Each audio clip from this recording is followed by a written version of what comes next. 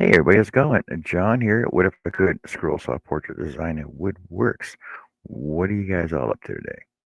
Hey Larry, what are you doing? What are you working on? What you going through? What's going on?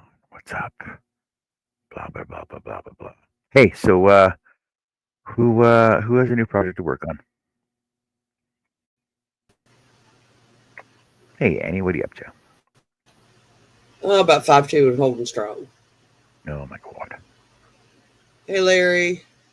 What's wrong with short people? Well, I mean, it's true. Bite me. Short people are amazing. We're so, you know why we're short? I'll tell you why we're short. Because God stopped when He got it perfect. We didn't need to be any taller. I thought it was because Ah, Jess God is likes to in. put things God likes to put all the best things Crafty in small Gypsy. packages. Yes, that too. Oh wait, she wants to The see my glasses face. are bestie. Hi, Jess. How's it going today? What are you up to? What are you doing? Jess, when are you gonna come on the show? We discussed this already. When are you gonna come on the show? Yeah, win.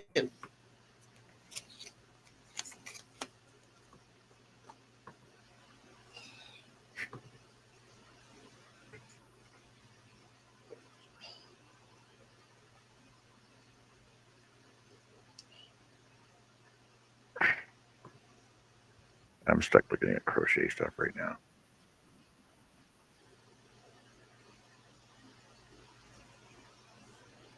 Was you planning Look, on doing woodwork today? yeah, the new one working. Hey, look, it's a New Year's oc- what a New Year's prosecco puss. New Prosecco? Year's New Year's octopus holding a bottle of prosecco. Yeah, crochet. Oh, that's cute. Little winky face and a top hat. Yeah.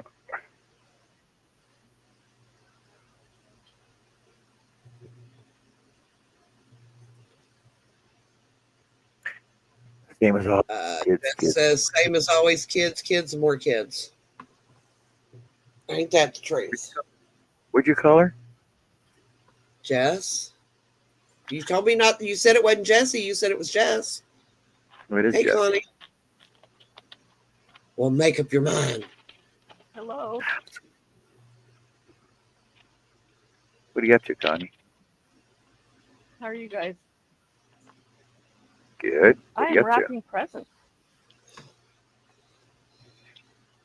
Wrapping Huh? presents. Bill got pretty much all of ours. I got two. My sister's and one for my son left to wrap, and I'm done.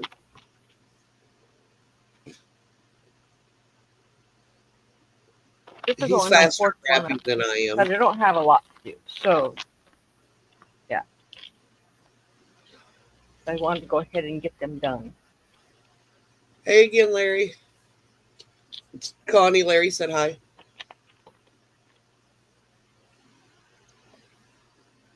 Hey, Larry. And Larry, Hey, you should have a Crystal. package Who else is coming. in And there? you actually, I think you should get yours today. Larry's got a package coming. Uh, no, one should have got there on the 19th, and one should have got there on the 20th. So yesterday.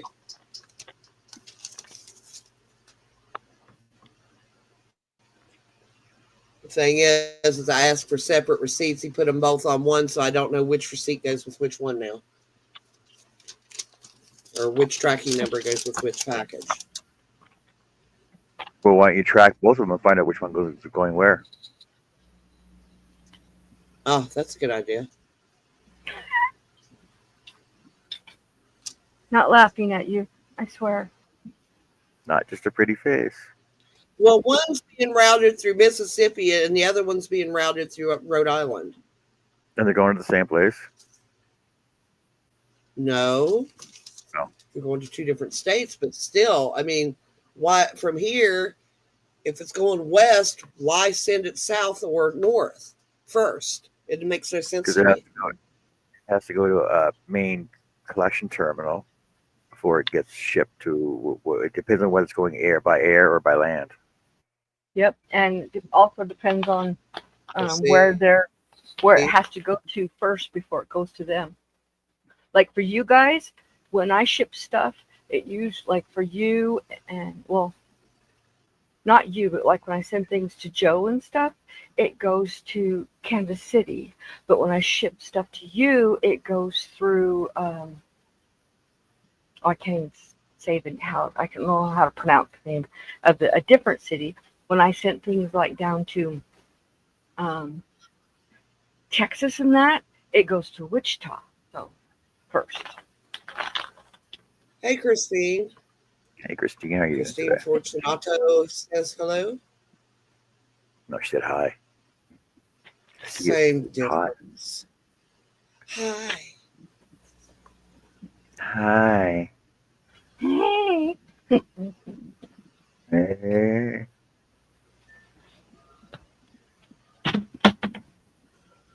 Well, When the you wind's see blowing out here God, all the time. say hello, hello, hello. And while you say goodbye, I Why you say hello. say hello? Keep ripping Don't my get songs stuck in my head, John. I had. Somebody's knocking at the door. Somebody's ringing the bell. Oh, I can go even further back. Now I forgot the words of the song. Song popped in my head, and it popped in, popped out really quick. What song was it? You don't know. Um, Is it it, is was it Paul it McCartney? was no, it was a woman. She's blind. Uh, A blind woman? yeah, she's a blind woman. Or blind singer. I didn't know she was blind for years. Crap, I gotta go look it up. Damn it, John. Blind female singer from the 60s. 70s. Mary Wells.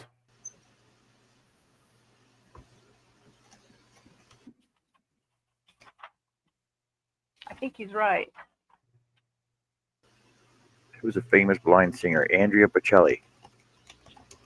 Could have been early 80s, but I think it was the 70s. Yeah, just been. Blind country singer. Oh, Ronnie Millsap was blind. I didn't know that. Who? Ronnie Terry Millsap. Gibbs. Somebody's knocking at the door. That was No, the song. that's Paul McCartney and the Wings. You didn't know that?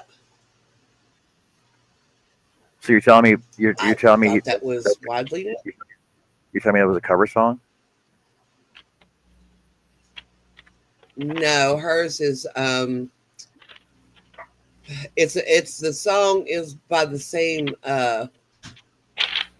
it's called Somebody's Knocking.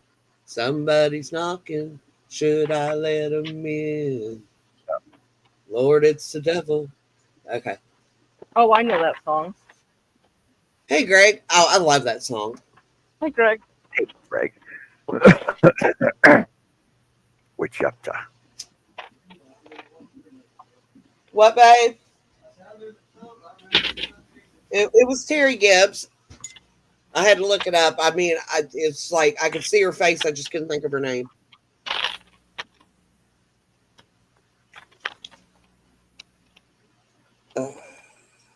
Somebody's knocking. Gary Gibbs. Yeah, it's a good song. I think I had that album. Who was the singer? Terry Gibbs. Oh, Terry Gibbs. You have blue eyes and blue jeans. No, it's country. No, see, I wouldn't have had that. That actually looks like I like all kinds that. of music. That album actually Yeah. looks like the same cover from Reckless from what the hell's her name? Pat Benatar. I love Pat Benatar. No, that doesn't look like Pat Benatar. Yeah, it looks like the same Cover album me. cover. That's what I'm saying. I wonder how many times they reuse album covers and not from swap from one genre to another and not expect people to do cross genres and so they don't realize it. I have a friend who is a rock. He sings and he plays the guitar and he's got a group. And he has asked me when he's ready to create his album cover. That'd be cool. Yeah. I've known him Right, since. I have to go poke my cheese. Yeah, I've known him since I was in junior high. So See, it almost looks like that cover right there. They almost look like the same album cover. and that looks like Pat Benatar. That is Pat Benatar. I was gonna say that looks like Benatar.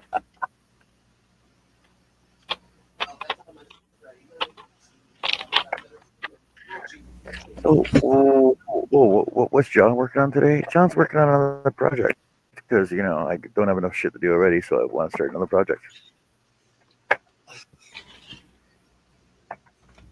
I'm beginning to think that John's Scroll Saw channel should be called Whips and Scroll because he has a lot of UFOs and scrolls, unfinished objects and scrolling.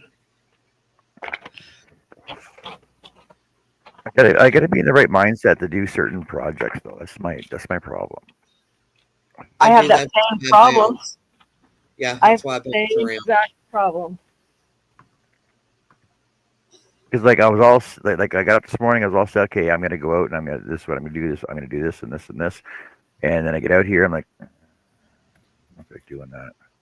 I want to do something. I want to do something else. I want to do this. I just seen the coolest idea this morning, and now I have to go to a thrift store and look.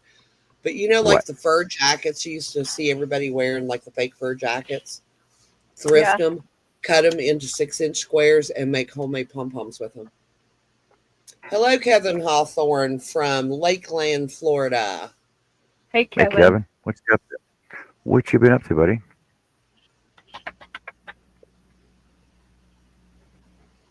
What you been up to? Oh, what's the weather? Oh yeah, it's so freaking warm here today. Connie, you do a running stitch. Say Put what? some batting, or you do a running stitch around the 6-inch square, and put some Oh, Greg. stuffing in it. Pull it tight Greg. and sew it, and then you have a fur pom pom. Greg, do you want a link? I'll send you. Yeah, exactly. I have a bunch of fake fur that I do that with, and then I also have pouch. Well, she said out of an average jacket, That hurts. she usually gets like 30 to 40 pom poms out of a jacket. Mm-hmm. And she picked the jacket up for like $3. Yeah. That's way cheaper than buying the fake fur. Hey, Well, Chris yeah. Gay. I bought the fake fur several years ago because I was making costumes. So I had to have a certain color because I was making a fox, a lion, and a wolf. I was commissioned to make costumes for a friend of mine's daughter. And that's Greg what they says want. he's working on editing a video. Are we going to get to see Tima's this got a video, $1 Greg? sale on today. If you sub to his channel, you can.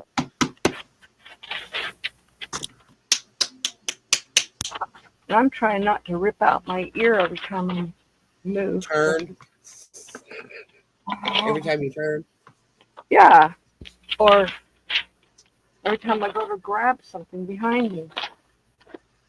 Rip out the earbud. I was trying to do it on my phone, and then I tried to do it on my iPad. I can get on to StreamYard just fine on my phone all the time. But when I try to go onto your links or any other links, I can't do it. And I can't, my iPad, it was giving me those same errors, 404 error. 404s. And I rebooted my iPad and my phone 3 times. It didn't work. But my computer goes right to it. Oh, you mean like that right there? Yeah.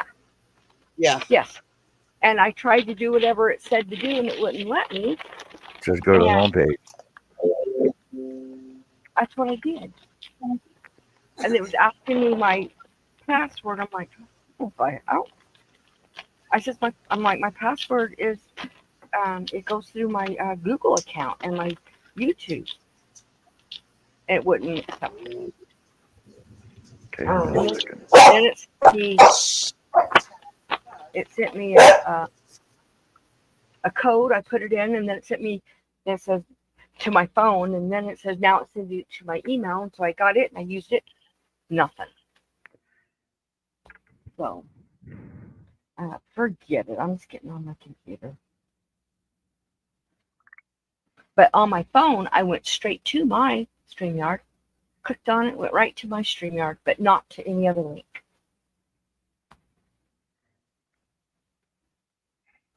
I think StreamYard is having issues.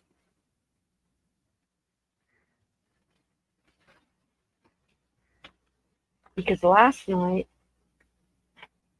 Joe was on StreamYard. She left StreamYard to come to your StreamYard, and then it did that to her on the same exact device.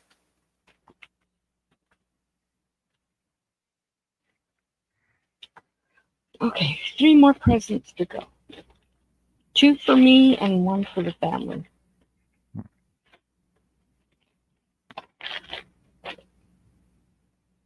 That's weird.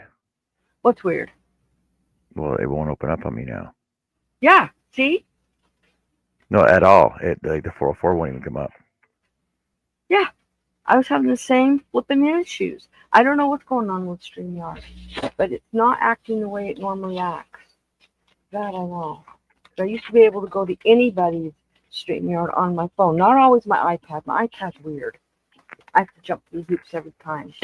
But Well, see, so I know on StreamYard they changed something as well because it used to be like comments, banners, style, and then private chat. Now there's a new media assets one and the new style one. So you can change the font, but you got to be in the professional. You got to upgrade to the professional mode, which costs way too freaking much. But you can change everybody's fonts. yeah, I don't understand why it should even be in there if they know you're not a professional. It should only show up in the professional one. I think they're just trying to get everybody to pay for it. Yeah. But I'm not going to pay for it. Not when I only do 2 lives a month. It doesn't make sense to me. Yeah, exactly. I could see it if I was doing as much as you and other people like Nancy and that does it a lot more often. But it's crazy for me to do it. I know even Indiana Jones, she had the professional one when she was doing all of her lives because she had a lot of people come and it was an every night thing. But as soon as she stopped doing it, she dropped it. She said, I don't need that much. I don't need to pay for that when I'm not hardly doing lives.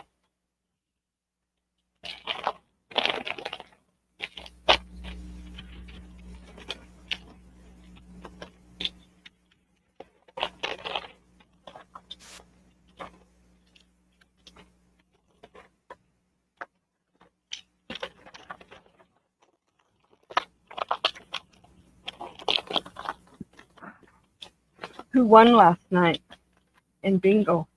How many games did you guys play? Just 6. We had 6, and Joe got the Cool. last one.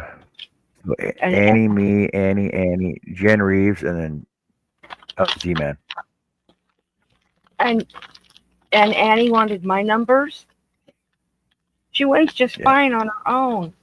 Yeah, but that's Yeah. the first time I've won in a while. But I told him you left me your luck. I thank you. I appreciate it. But you know what? There's times where I go weeks without ever getting any, and then all of a sudden I boom, boom, boom, all in one night.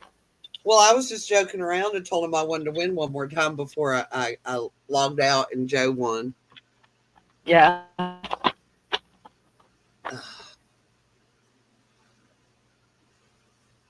so fun to. I can't to, believe that Greg didn't win.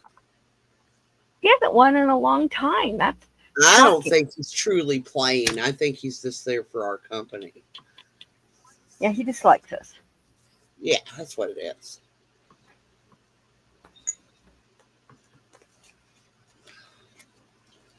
$2:20 in the morning. Oh my gosh. This is about the time I Okay. went to bed this morning. Me and Dad's going for Chinese tonight.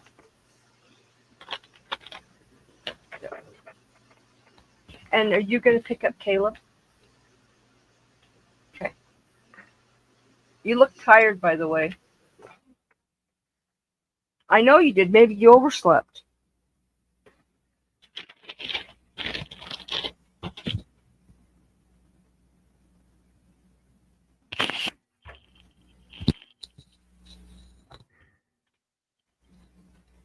That time I learned. I took it out before I turned. Look at that, 14 Fahrenheit here right now. Woo! It's a lot warmer here than there. It is, I think my last reading, it was 32 here, 32 or 31. Your last reading. Well, yeah, it usually comes up, but it poofed for some reason. It's Hey, not Greg. on there now. Oh, what's going on? Did you have a problem getting It'll in on come back up your eventually. tablet, I Greg? see somebody sneaking I up. use my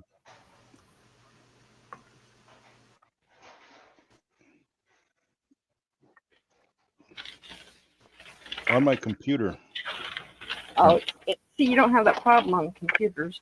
It's the Laptop. yeah. That's what mine is. I'm on a laptop. I have no problem on. Oh shoot, my dog is barking. I'll be right There back. must be a glitch on the phones or tablet stuff then. Mobile devices. What are you up to? There's Greg. Working on a video. I'm putting a whole bunch of stuff together from Kind of way stuff. back when, 10 years ago. Barking. Papa's trying to sleep. I'm back. Welcome back. That didn't take long. I've decided you need a new channel name, Connie. Oh no. Yeah, you need a What? third channel. You What need a for? third channel. Plant Mama. Plant Huh? Mama. Say that again. Mama. Plant Mama. Oh. Why? And then you can teach us all about plants. For those of us who can't keep one alive. That's true. That I definitely know how to do. But that's a myth that people say I don't have a green thumb. That's a myth because anyone can grow plants. It's called knowledge. You got to have the knowledge. If you don't have the knowledge, you can't. Not necessarily. I have the knowledge. I just don't have the touch. My problem is not planting them. Mine is forgetting to water the darn things. Well, You got to plant them the right way up. Yeah. plants don't like to get watered very often. I've got plants that go 4 to 6 weeks with no water. That's why I like philodendrons and mother-in-law's tongue. It's very hard to kill those two plants. Some philodendrons want to be watered more often, but most plants you have to wait until the dirt is completely dry. Now, also another thing is you want soil that the water goes straight through. You don't want soil that holds on to all the water, because then that's where you get your root rot, and that will kill your plant. And also mold. Oh, root rot, that's terrible. Won't hurt it. Mold does not hurt plants at all. You think it would, but it doesn't. In fact, mold actually gives the plant food. Penicillin. No, it's not so much penicillin. It's just that plants mold does not bother plants. If you think about it, in nature, mold is just another plant. It's, yeah, plants like each other. In fact, Speaking of bonsai trees, have you checked yours lately? Yes, my husband has a bonsai tree, Larry. awesome. I bought him one for Father's Day. He's been wanting one for years. My son wants Has one, he or tried he's got anything? one. The I thing bought is, him a kit. I bought him an actual bonsai and in a book so he can learn how to trim them and care for them. I like, like plants. see, there's some plants that like to be root bound. Some plants do not. Some plants like a lot of water. Some do not. Some like direct sun. Some likes indirect. Some likes south and north sun, and some like south and west. So you really have to have the knowledge to know how to take care of a plant. Do you have hens and chicks, Connie? Do I have what? I do. And chicks? Not I did Hens when and chicks. I did it in Utah. It lived outside on my porch because they're it's a succulent and it doesn't like a lot of water, and so I just left it out there and I never watered it. Yeah, So well, you're talking to somebody who killed them. How did how? I'm telling you, I can kill any plant. probably House watered plants, flowers that are grown outside, like in the flower beds, things like in because it's vegetables. humid Although there. Bill felt never allowed me. I'm okay, but if it's something that I have to control the watering, I know it's a watering problem. I don't do well with houseplants. I never have, and Roundup. it's mostly because I am so scatter-minded most of the time, and I'll sit there going like, "Did I water it?" But then my sister said she has signs that she flips when she Just waters what? them. So Just what? she made little signs for her plants. So when she waters them, she flips them around and says "watered." Right. So I have And a then day. after a couple of days, she'll flip them to needs water and leave it until she waters them again. Well, see, I have a day each week that I water all my plants that needs to be watered once a week. But then I have some plants that needs to be watered every 3 days. So I check them about every 3 days. But I have a humidifier and I turn it on every day. And so when I'm turning it on, I just check those plants to see if they are in need of water. And yeah, like my snake plants, my aloe vera plants, they only get watered Oh, I do well with aloe vera. every month to 6 months. They don't need a lot Larry, of I water. sent him a bunch of those videos to watch as well because I told him I thought they'd be good. Greg, you were trying to say something. I kept talking over you. I'm sorry. Well, you always do that. Typical. I know. I don't do it on purpose. Don't I'm worry. terrible about. I really am terrible about that. Shh, guys. Sorry. I was shushing the dogs. What? Woof, woof. Okay. We'll be Oh quiet. wait, Greg, you had yarn. Greg, you had yarn to show us. No. It's yarn Yeah. show. Oh, You asked. I swear. You asked last night if it was your turn to show yarn. yeah. Oh, it's out in the shop, Oh, okay. and I'm not there. Well, darn, I was getting. You know that cording and stuff that you get that just like the twine and stuff, like the wax twine. You can use that for macrame. I mean, they sell yarn for it, but you can actually use just stuff you get other places and make macrame knots. I do. You could Oh, use solder. You could use solder as well, Greg. Stick a roll of It's solder. too expensive. Ooh. What's Man, too that would be expensive. What's too expensive? Solder, Use a roll. or as they say in England, solder. Solder. Right. Solder. I learned how to solder when I was a kid. Yep, that is one thing I do know how to do. I learned how to burn my fingers soldering. Well, yeah, I don't remember burning my that's the fingers. first lesson, Grant. And once you learn it, it only takes one time to learn it. Yep. I don't remember burning myself soldering. You Dropping see a hot lot of solder people, on they're yourself saying is they not burn good. themselves on hot glue guns. And I guess where I worked in restaurants for so many years and the tips of my fingers are basically numb, I have Hmm. never burned myself on hot glue gun. Well, my husband, he'll get the like a steamable vegetable bag out of the fridge or out of the stove, out of the microwave. He'll burn the crap out of him. I pick him up and it doesn't even bother me. Just flop them around, yeah. He's like, "How do you do that?" I said, "Well, I have worked in a lot of really, really hot things. Like I used to be a silver, gold, and nickel plater, and it was acid gold that I was using, and so you had to dip it down into these vats that were like 400 degrees, and then you had to when you pulled them out, you rinsed them, and then you put them into an oven that was 1,000 degrees, and you had to walk into the oven to put them in. And I just got used to the heat and the temperatures that would get on my hands sometimes. Of course, not in 1,000 degrees, but I just got used to it. And then I worked in a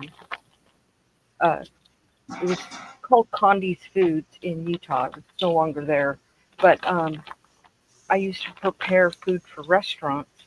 And then I went to what's called the short room. And the reason it was called the short room is because they built it inside the cooler. And where I was standing, I could reach out and touch the ice on the wall next to me. And I never wore gloves unless I was touching the food.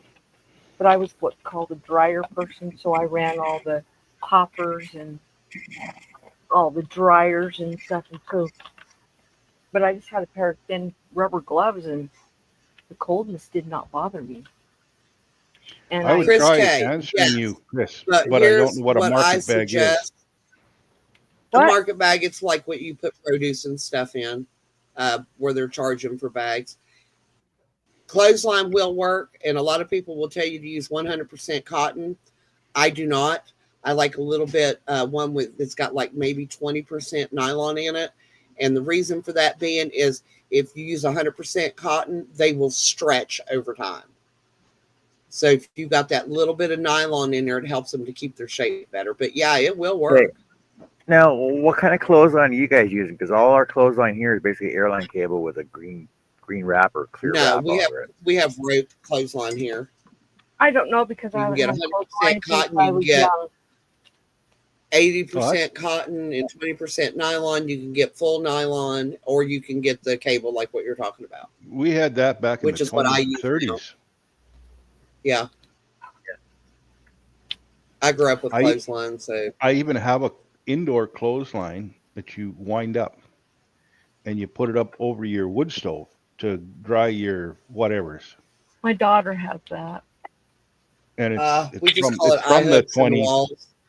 No. This is specifically a clothesline. It is, and it sometimes it has like a drawstring. You pull it across and hook it, and when you That's what I roll got. it, yeah, yeah, And I've seen it's those. got a crank on the side to reel it back in. Yeah, my daughter has one of those because she doesn't have it. Every time she gets a dryer, it dies on her. So she instead now she's got every time she gets a washer, it dies on her. So she got one of those little washer dryer. It's a portable one. Combos.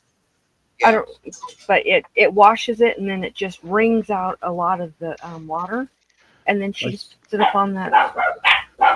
Hold on, I'll be back. I think there was a brand called Hoover washer spin dryer, and my aunt had one. Yep. It was like Yep. the size of a a portable dishwasher, the one you moved over to your sink and hook it up, and that's what she did. She moved it over to the sink, Yep. and there was a Had one when we was growing up back in the 70s when Mom's stacked washer and dryer went out. And Dad got those because he figured they'd be easier to move when we moved house. It's Couldn't stacked get water very many cars clothes back in then. them though. But we tend to we use the clothesline through the nice months, and we only use the dryer through the winter. As mostly just save on the electric bill. Pinch a penny where you can. in Ottawa, or not Ottawa, but Ontario, Canada. I don't know how many years ago, 25 years ago, the government of the time, provincial government of the time, banned outdoor clotheslines because Why? they were getting complaints from people. They didn't like to see the neighbors' long johns and underwear on the line. That's why you hang your sheets on the outer lines and vegetables on the center line. Well, that's if you have multiple, but here's these poor people with only one or two, so they're both on the outside, right? But this is when the time when Greg, conserving energy was I coming actually in, right? I actually remember that because we had Yep. because we're living on base and board, and CE come by and pulled down every clothesline out of everybody's yard. The I most just be telling ridiculous people you don't damn want to see thing my I ever underwear, heard of. don't look. Well, exactly. But we were on a military base, but they still pulled them all down. It didn't make sense. Well, you gotta, I think it's silly. well, they've since rescinded it, I believe. I don't know, but Well, I know I when would, we moved here, we got really strange looks because we're the only ones in the neighborhood that has a clothesline. And people were like, "Why do you have a clothesline?" I said, "To save on our power bill." Plus, my God, I'm telling you, clothes dried on the line smells so good, especially your sheets and pillowcases, crisp my and mother would clean.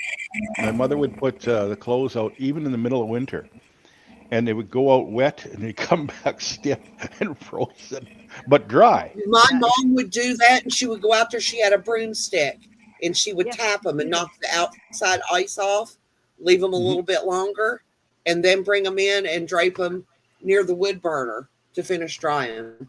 I remember that. And did you ever She play did when you that were a one time. kid? It was like we had a super cold winter, and it was like literally below zero. And she went out there and tapped the leg of my dad's pants and snapped the leg of his pants off. And did you ever play as a kid with the clothes dryer that was made for inside the house, and it accordioned out and it looked like a tent, and there Yeah. Yep. was like dowels there. The only thing you couldn't stand up inside it because there was all these dowels and stuff in the way. But yeah, oh, throw a blanket over top and crawl underneath. And that's Use your it for a tent. fort. Yep. Man, kids today just don't know the fun they're missing, and they don't do the things we did when we were kids. Ain't that the truth? I always thought it was so much fun. We would go out and find a couple of sticks that looked like pistols or rifles and cowboys and Indians. Roxanne and Roger sent that check with, and I have it with our Christmas card on the table. I'll be right back. They sent a Christmas card. It's on the table. And Jessica went to the store, and the dogs thought they had to bark because of the postman. Probably. They're little snot. I'm back. Sorry. Snot dogs. That's the worst kind. Yeah, they're snot.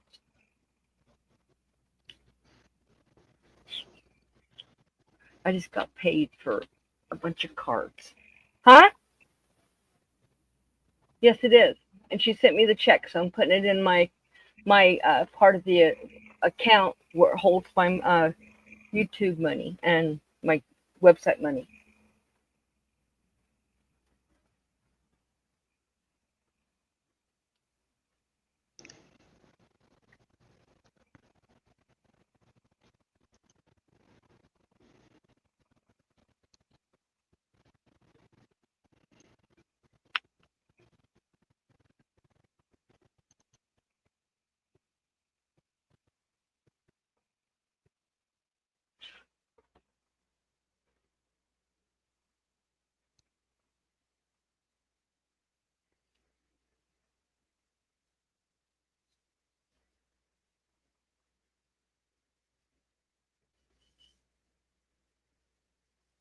Use a dark background.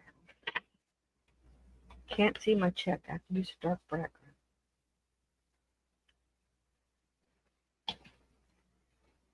I got about 10 more minutes and I'm going to have to go get dinner started. So I can feed the man.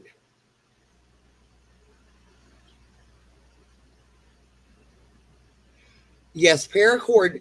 Although for a market bag, you'd have to buy a lot of paracord. And it is kind of expensive. And I'll tell you something else, Chris, I don't know if you ever thought about it or not. You can use clothesline and make really good doormats for like to wipe your feet on before you come in the house. And all you have to do is hose them off. True. Because we used to make those, but me and my sister made, we just took 4 square pieces of wood and made like a rack, or it's not a rack, what's it called? A loom. And we would loom our doormats. We would make doormats like that on just homemade loom. Kind of like in if you think about the potholder looms you used to get when you was a kid, basically the same concept, just bigger. And we use nails.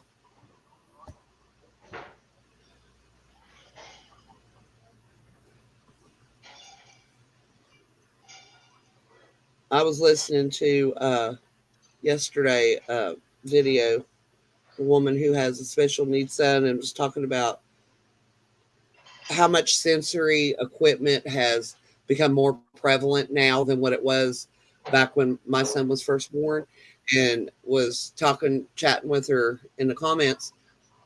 And we had to make his sensory swing. We had to make his taco mat. We had to make all these things. We knew what he needed, but unless you were rich, you weren't going to go buy these things, because like a sensory swing is basically a big board with 4 holes drilled in it and ropes, and then you tie them up kind of like a pyramid shape, and you spin them on it.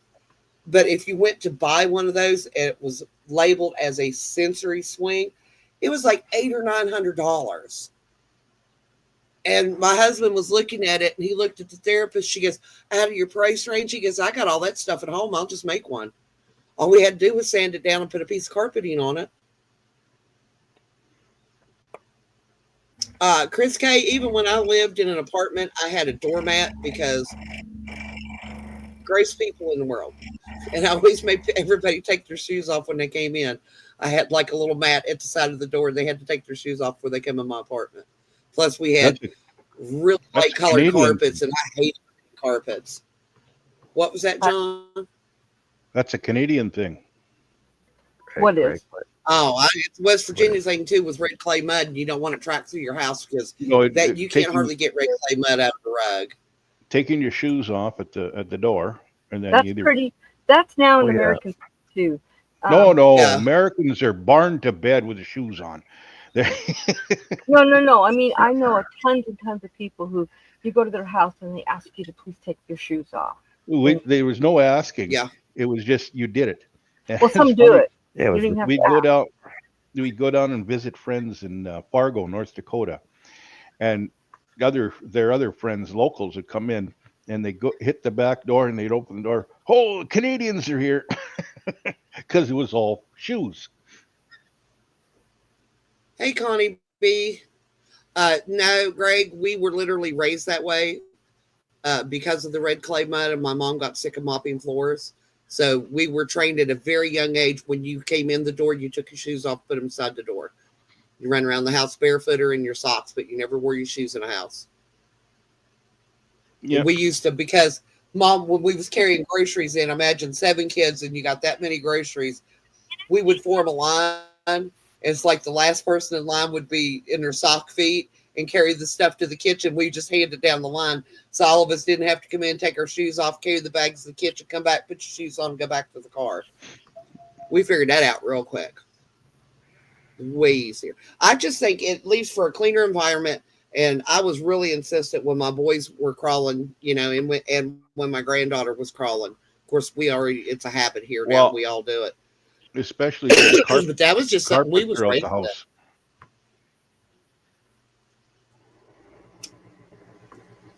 This house, when we bought it, was carpeted everywhere. And when I say everywhere, I'm including the kitchen and the bathrooms. That's Now, disgusting. why anyone would want carpeting in the kitchen and the That was a bathrooms is 70s, beyond me. 70s thing. Yeah, I've seen it. And it's Kitchen disgusting. carpet, And that, bathroom carpet. Yeah, it's gross. especially when you have boys, and not bashing men, but guys miss. Yeah. How do you keep that carpet from getting smelly Really? and stinky? I'm sorry. Really? No. I Yes. It's much cleaner to have, uh, can I say this word? Linoleum, they Linoleum. or haven't like made that tile or in something. years. Now it's called vinyl. I know. Okay, vinyl. But the flooring, something you can mop, you can keep clean on a daily basis. I was just like, I said, that's the first thing that's got to go. Within a week of being here, we had the carpets in the bathrooms and the kitchen taken up. And to get this, there was already vinyl flooring under the carpeting in perfect shape. Mm-hmm. And I'm like, why would they put carpet over it? And they had Just small like, children. why in the And I'm 70s did all these people take and put carpet over their beautiful hardwood floors? Because hardwood floors are Yeah. cold, dusty, and uninviting. I love hardwood floors. No, And now me- everybody's taking the I have grass. hardwood floors, and they're not cold and uninviting. Mine I is- love hardwood floor. I grew up with that. My mother had to have hardwood floors in the 3 houses she had built. Well, with my dad, and every time, and you go in there and you walk across the thing, and even in slippers, you made a hell of a noise, echoey noise. And it would just, I didn't like it. So when I built this house, no. The Well, we kitchen and the bathroom is got vinyl on it, but We have vinyl in the bathroom and in the laundry room, and I carpet in the bedrooms, but everywhere else it's hardwood floors. And I have hardwood floor underneath the carpet, and that's going to get ripped back out. I love hardwood floors. And the thing is, that's what's happening in the United States. Everybody's ripping their carpet out to get their hardwood floors. Hold on. I What? honestly find carpeting way more dusty than a hardwood floor. Thank you. I've always Well, you felt have that. to But the only vacuum it. place we growing up, the only place we had carpeting Huh? was on the stairs, because there were so many of I us wanna kids lie. running up and down the stairs You can talk. because of the noise, Greg. That Dad always put carpeting on the stairs to deaden the sound. yeah, I no, I like- grew up But with he always hardwood floors, one and my squeaky grandparents had hardwood floors, and no, I just don't like it. Don't Man. like it. When we moved into this house, our kitchen had vinyl on the floors, and it was tore in certain areas. They put the fridge back onto it before it had really, set the glue adhered. Yeah. adhered, and so it tore up a bunch of it. And so a couple of years ago, John remembers when I was doing it, I ripped up all of the vinyl off the floors. And then I used acetone to get all the gummy, yucky glue off the floors. Oh, did you have a good high? Huh? Did you have a good high from the acetone? From the acetone. No, it didn't give me a high. But I had windows open. But I used the industrial acetone, and I got most of the glue off. But then I realized that they had painted the hardwood floors an ugly blue. So sometime in the past, so I went and got an industrial I heard sander. that. I spent 3 days sanding it, and then realized that they did not sand the hardwood floors before they painted, and the paint was down in the grooves. I said, the heck was that? So I Yeah. went and got porcelain tiles and tiled my kitchen floor. But the linoleum, the same linoleum, is in the hall in the laundry room, and that has got areas where it's tore as well. So eventually, I'm gonna have to pick that up too. The other thing I don't like is granite hard countertops. Ooh, I have man-made granite countertops. I love them, and then I made my island it was a wood top, and I ended up painting it to look like granite. And Well, then look like that, but when you red, take I and you put put a red. glass or a Pyrex plate or anything on there, it just it's like fingernails on a chalkboard when you put it on this granite because you think it's going Oh, to break, you know. I doesn't bother me. That yeah, I love it. I don't doesn't bother me at all. The sounds, but I'm not since I don't sounds are not an issue for me. I used to be the kid that would run up to the chalkboard and down it just to bug everybody. Well, I would much rather hear fingernails on a chalkboard than sitting down a glass plate on a granite countertop. But Hmm. that's me. Yeah. Well, Granite or I have really concrete. yeah, I have really bad allergies, and so the more carpet in the house, the worse my allergies are. So if I can get rid of carpet, then my allergies aren't so bad. So because Well, they I've hold on. got throw rugs all over the floors, and that's because Yeah, but you So can that's pull so them. we you used can to pull have the a dog that would rug from not walk underneath you. across the wood floor. Yeah, but you can pull up those rugs and wash them. Well, you take them outside and you can hit them with the pressure washer and get them nice and clean and fresh. And Exactly. throw It's the rugs are just carpet that easier. sits for years on the ground floor, and then when you do finally pull them up, then there's a like a half-inch layer of dirt underneath them. I've got a commercial carpet cleaner. Yep. Uh, Even then, it doesn't pull up all that dirt. Oh, you'd I be had surprised. well, I have a rainbow. No, Um, no, no, no, no. This no, one's commercial. The no, ones I'm that saying I have a rainbow vacuum cleaner. It sucks up my everything. my mother had one of them things, two of them things. I got a Before they rainbow. were called Kids. rainbows, they were called Rex Air. Yeah, and And they were great. They are my great, and they pull my up a lot of dirt. my dad could have strangled that salesman Well, because he yeah, says, because they're expensive.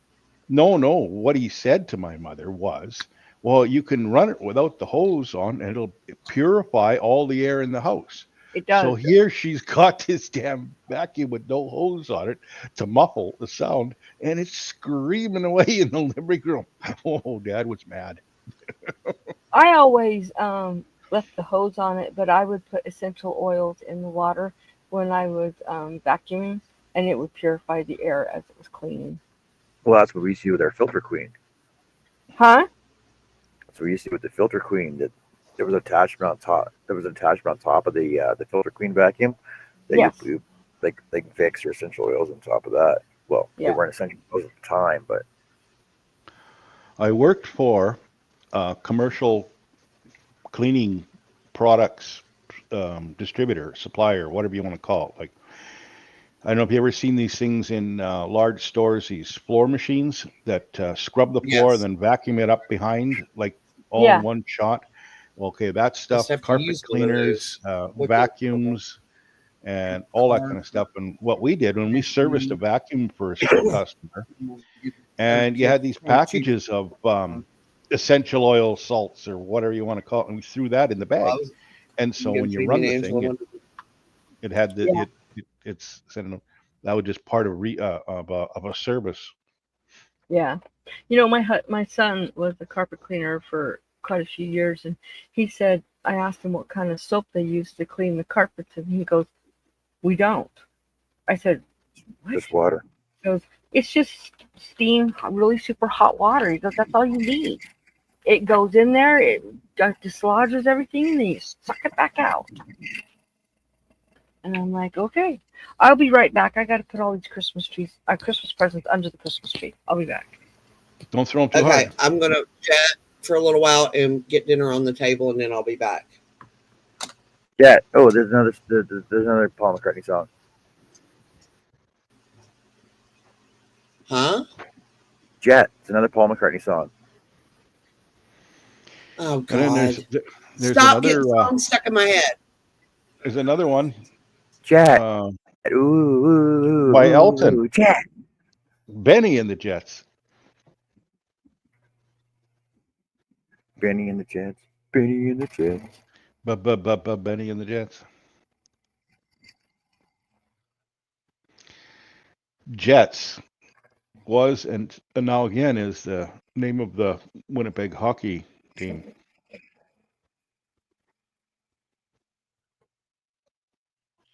You like the new logo now, though?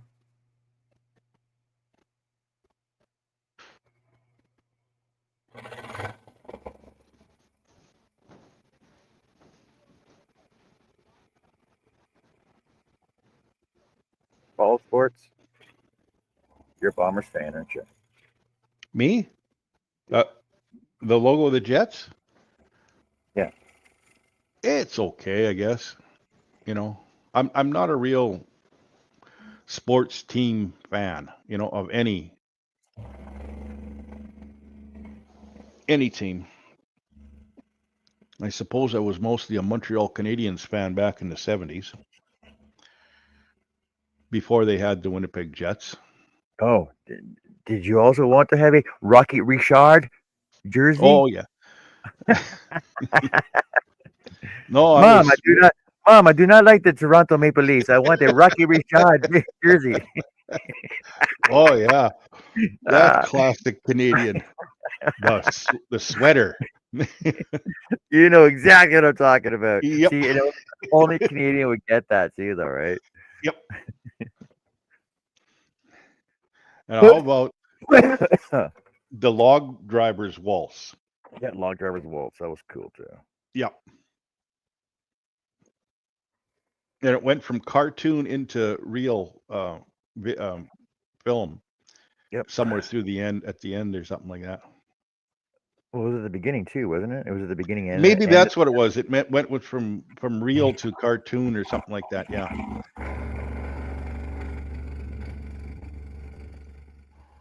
And all the hinterland who's who.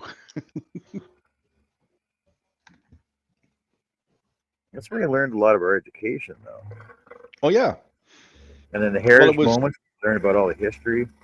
yeah, like they're only what, 30 seconds maybe? Maybe Yeah. maybe a minute at most, but and did you ever see the parody of the hinterland who's about the Oh, spider? freaking spiders! Yes. Oh. I watched I actually shared that with everybody too in the group. yeah, watch that and just cracked up. But you wouldn't get that if you were south of the border. No, I know. I saw one the other day. This hour is 22 minutes. Did a parody one too. It was. I look it up now. It was hilarious.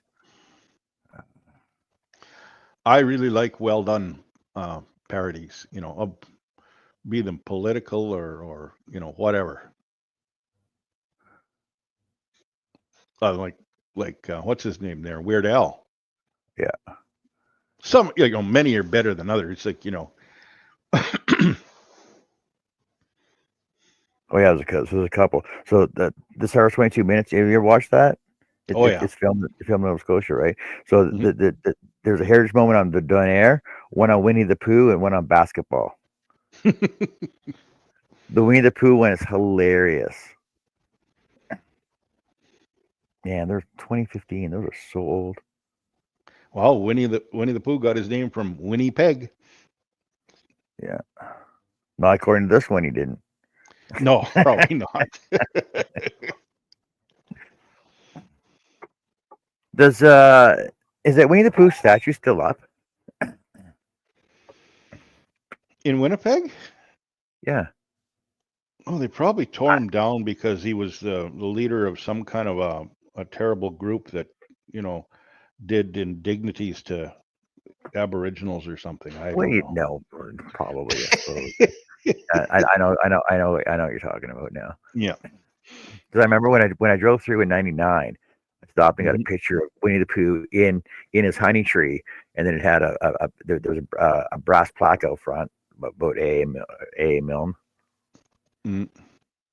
Well, that would have been in one of the parks, and I haven't been into those parks in years, since I was a kid. Let me look that up. I know. Probably in Assiniboine Park, because that's where they put stuff. They got a bunch of bronze statues of a guy, and I believe he's from Winnipeg. Maybe not born here. No. Mall or something. So formerly located in the Assiniboine Park Zoo, Yeah. the well-known statue of Lieutenant Harry Colburn and Winnie the Pooh. Winnie the Bear has a new home inside the nature playground. Oh, okay. Well, they tore down the old conservatory and they built a new thing just in the last 5 years or so there. So, okay, it's probably the same area or same, park.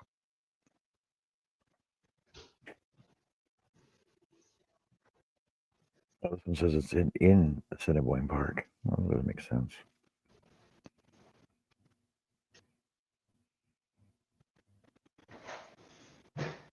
Oh, apparently there's a Winnie the Pooh park. That's where it was. That's the one I have a picture of. White River. Where the hell's White River? I don't know that one. In Manitoba? I believe so. Winnie the Pooh Park, where it all began. White River, Ontario, apparently. Okay, yeah. Because I know there's a White Mud River and a White Mouse River, and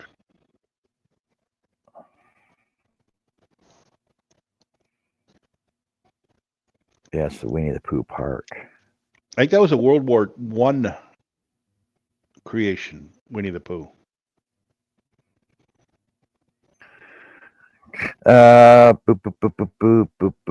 Winnipeg. Yeah, 1914, 1934. I am back. Welcome back, Connie. Where did Annie go? So did you know that Winnipeg is actually native for bear? Winnipeg translates into bear. Did not know that. No. Winnipeg translates to muddy water. That's what I always heard, or thought anyway. And meaning that like the muddy water of the Red River, which is always it's got always clay in it. overflowing. But it's always overflowing. Why have they not built it up? Yeah. Mm-hmm. Like you can't see your hand if you dip your arm down to not even to your elbow, you can't see your hand in the water. Wow. But zebra mussels are going to fix all that. Oh, of course they are. Mm-hmm. And then in order to get rid of the zebra mussels, they're going to bring in the carp, and then to get rid of the carp, they're going to flying carp. You can't get rid of them flying carp anywhere. Americans tried. I worked with a guy from England, and he come here to Manitoba to fish for carp. And he would set up what do you call it, groups, whatever they call that, excursions. And he would come every year, and then he finally moved here to fish for carp, because in England there's hardly any freshwater fishing there, right? Mm-hmm. Because there's hardly any lakes, and they're privately owned or whatever, and the access to them is limited. They will sell you a 4 or 5 foot strip along the edge of a lake to fish on, and you can't keep any of your fish. You have to release them all. What good is it? Well, it's just a sport. And these guys, he says he would sit there all weekend, which is, I think he was only allowed one rod in the water, but he'd sit all weekend. And if he got a nibble, he considered that a good weekend. He had a cot and a kind of a half tent. They called it a bivvy, as in bivouac. And you had bells on your rod, or you had electronic, jiggler detections. And so anyway, he'd come here and you could catch all the damn carp you wanted. You keep any you wanted. You didn't have to pay. They called them pay lakes, where you had to pay to be able to stand alongside the lake. And then he says all these carp in England had a name. And they have there's, I don't know, 4 or 5 different types of carp. One is called a leather carp. It's kind of like more like a catfish skin than a scales. Anyway, he says, "Oh yeah, there's leather heather over here, and there's this and there's that." And the thing was, you caught it, you took your picture with it, and they were 25 to 45 pound carp, and that was your whole reason to fish over there. So he come here and he was just in his glory.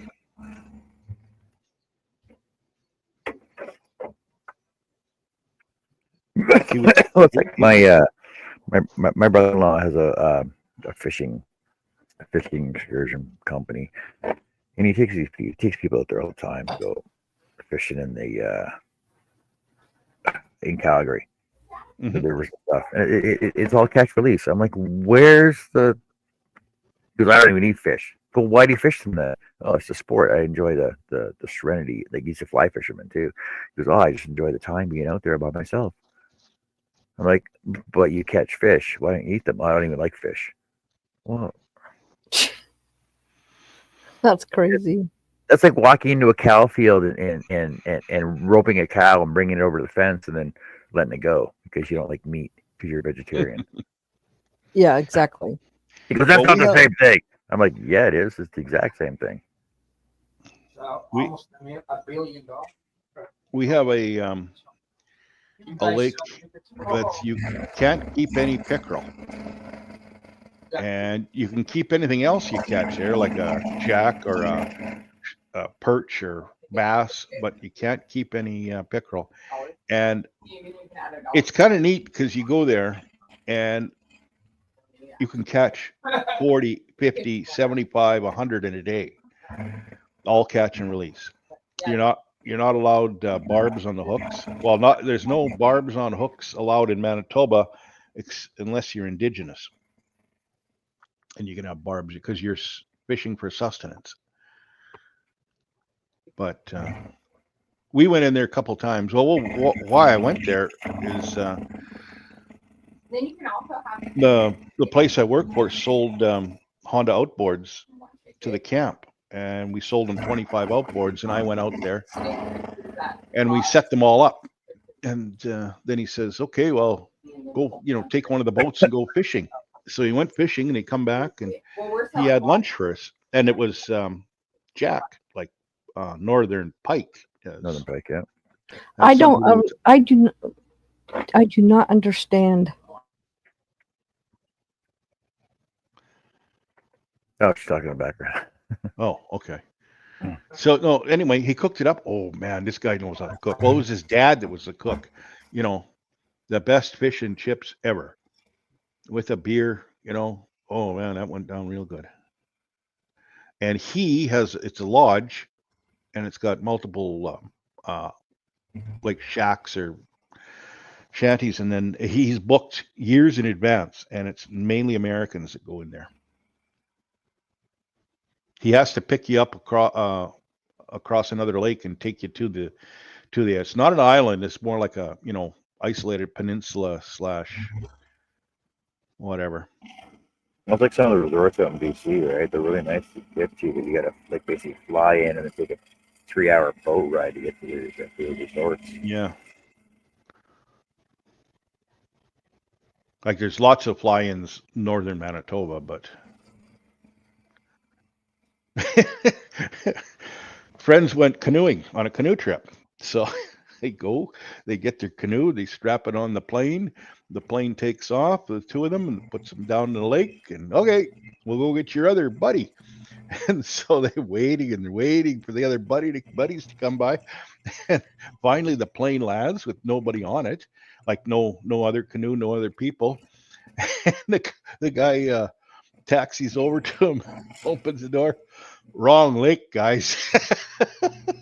I'll have to load you up and move you over to the right one. The pilot mixed up where the hell he was going.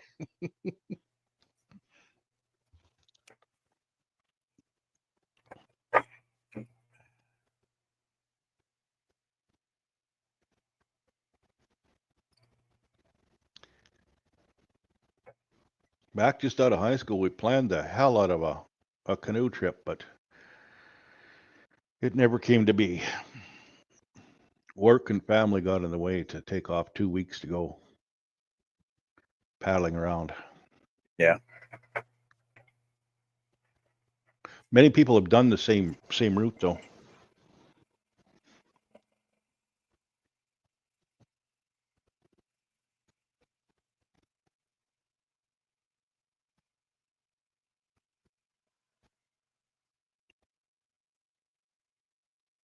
I read a lot of stories about gray owl, and when I was younger, I'd be like, man, I want to do that. I want to just hop on a train and just go in the middle of nowhere, get off, and walk 50 miles in the woods, build a cabin, and catch a beaver, raise it, and start the national forestry park system. Mm-hmm. But change my name to something really cool because I'm English, right? Yeah. Well, the Northern Ontario, they call it. It's not really all that north, but it's more northern than much more northern than Toronto and that kind of stuff. But anyway, that's just straight east of us here. And there's only thing that goes through there, like there are a couple roads, but only one main one, the Trans-Canada Highway, and train tracks. And many communities were built at railroad sidings and that. And so were some, vacation cottage areas. Um, a friend of mine, his buddy has one of these ones that you have to go in by train and unload your stuff and walk into your cottage. Yeah. Like remote as all heck, but guess what? You got great fishing, great hunting, great whatever. Starlit nights, mosquitoes, black flies, horse flies. All right, I gotta go in for a minute. I'll be back. 5 minutes or so. Okay. Carry on without me, Connie. Okay. Try and keep the language I'm down. crocheting away. All right.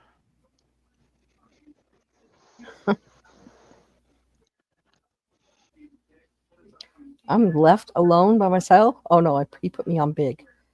I'm here. Oh, there. Okay. Cool. Are you ready for Christmas, everyone? As I will ever be.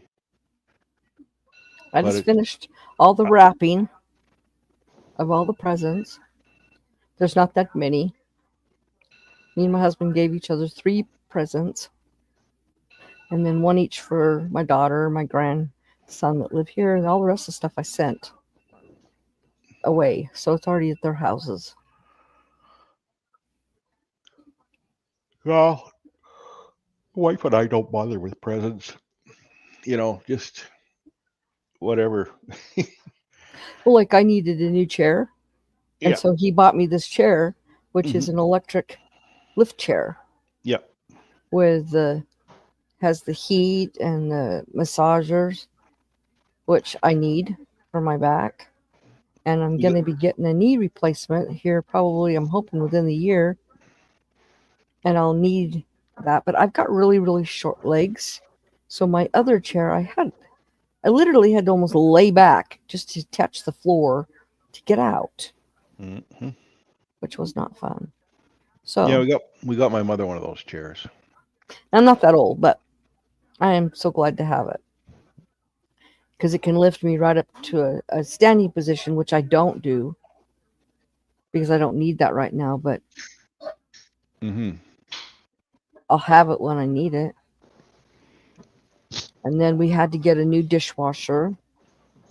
Our dishwasher was falling completely apart and it was only 5 years old. And it was a Sears Kenmore, and they closed all their places, so the warranty is no longer any good because they're not a company anymore. Yeah, we had Sears up here, and it's gone now. In fact, I worked for Sears for a while. I was a gas jockey, and they had a Sears Automotive Center. It was a standalone building. where Yeah. they did repairs and sold tires and shocks and brakes and gas. And I was still going to high school, and Yeah. I moved there.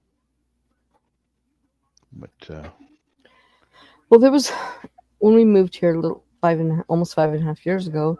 There was a Sears appliance store in the little town, 20 minutes from us, and we needed a stove, a dishwasher, and washer and dryer. Well, our washer and dryer are Samsung that we got from them, but the dishwasher and the stove is Kenmore. And within, I was calling them and because they would come out and do the maintenance and that for free every year mhm. for 5 years. Well, I couldn't call them last year and I couldn't call them this year because they closed down. So I couldn't get the maintenance that was I paid for. And it's the same with the washer and dryer. I just had to call the washer needed maintenance work on it. We just had to call repairman. Mhm. I remember we bought a vacuum cleaner when we just first got married, and it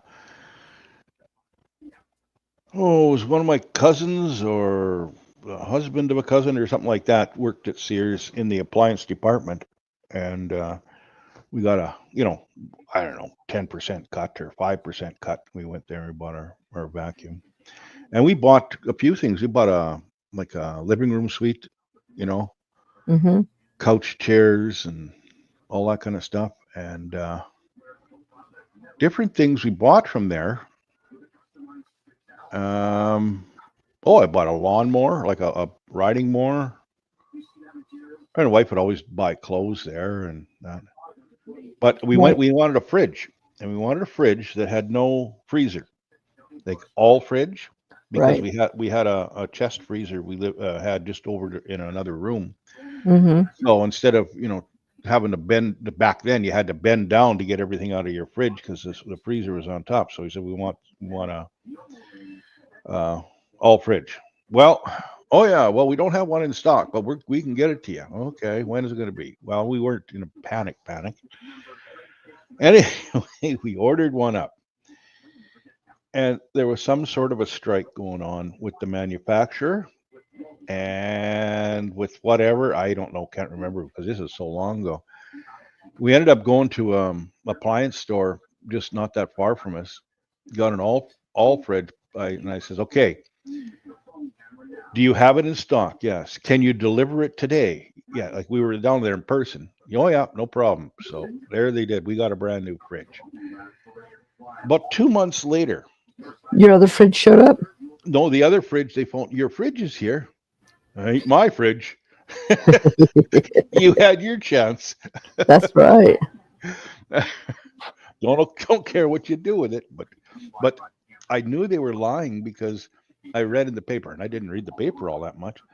But there was this thing about this strike, and the company that made the fridges, and it listed all the companies they sold under, like under the Kenmore name, under this, under that. Yeah, Mm-hmm. well, they haven't shipped anything, and they were saying, oh, it's in a rail car in wherever, and it's gotta just get unloaded or transferred over, and it's coming. It's coming up with stories. You're pulling them out of their rear, to appease me every time I phoned, and like, no. Of course. Well, the guy's made the sale already, right? So he wants to keep it. Yeah. But up here, there was before it was Sears, it was called Simpson Sears, like in the Simpsons, and Mm-hmm. it was well, it got the name by me and my buddies as Pimps and Queers. Mm-hmm.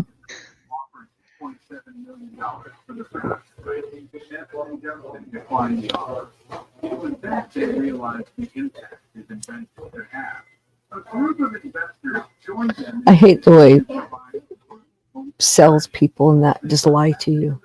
Oh, I hate people lying to you, period. well, you go in and people, will come back and they'll be telling me all about what they bought or what they're thinking of buying. And I asked him what he thought. I says, say to them straight. What do you think he would say to you?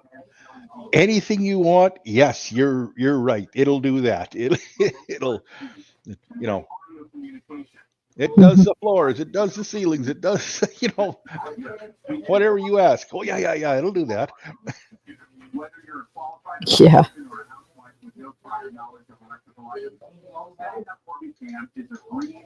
Like Sears had decent quality stuff, like better than other, and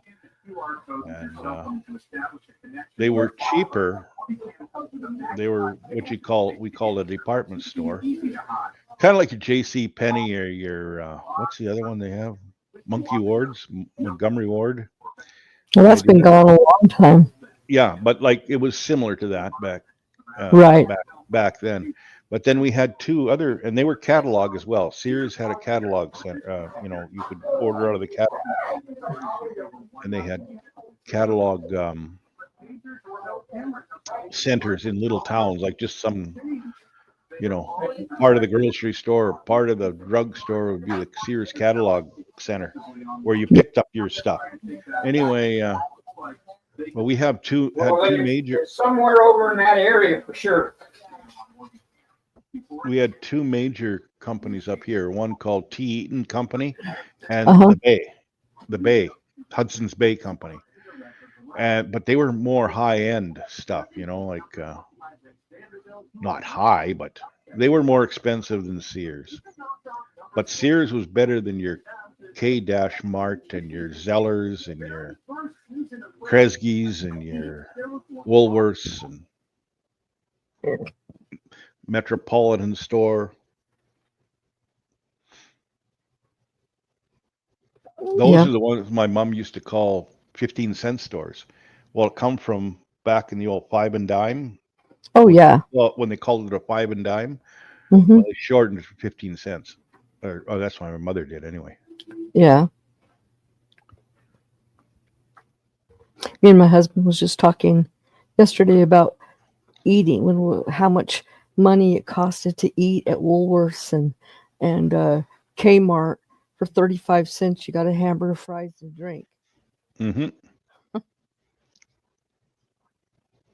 And it wasn't just a patty on hamburger buns. It was an actual hamburger. Well, all of those stores had whatever you call it, lunch bar, or yes. Like sometimes they had booths, sometimes they just were a row of seats or rows of seats and that. But yeah, they all had it. Yep.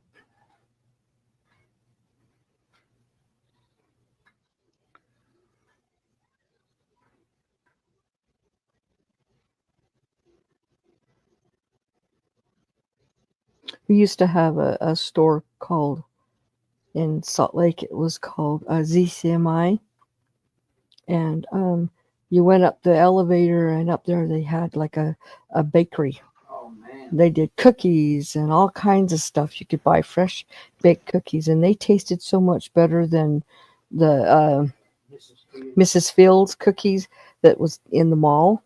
Mm-hmm. We never bought cookies from there. We always went into ZCMI, but ZCMI closed down a long, long time ago.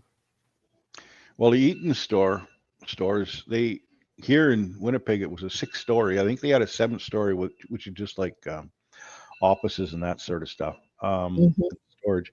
But they had 2, if not 3 restaurants there. One was just kind of a cafeteria style, and then one was a sit down, get served style, and that cost a lot more. Mm-hmm. But and on different floors, right? And then in the basement, Eaton's basement, that was the bargain where all the stuff that hadn't sold, in a reasonable amount of time, they put down there and have clearance items. But they also had a grocery store down there, and you had all this kind of fish, like even fresh fish, and that. And I remember walking through there with my mom and my aunt when I was a kid, and here's these whole fish with heads and tails and everything on, like not just a package of fillets or Right. and then whatever else kind of seafoody things. I don't know.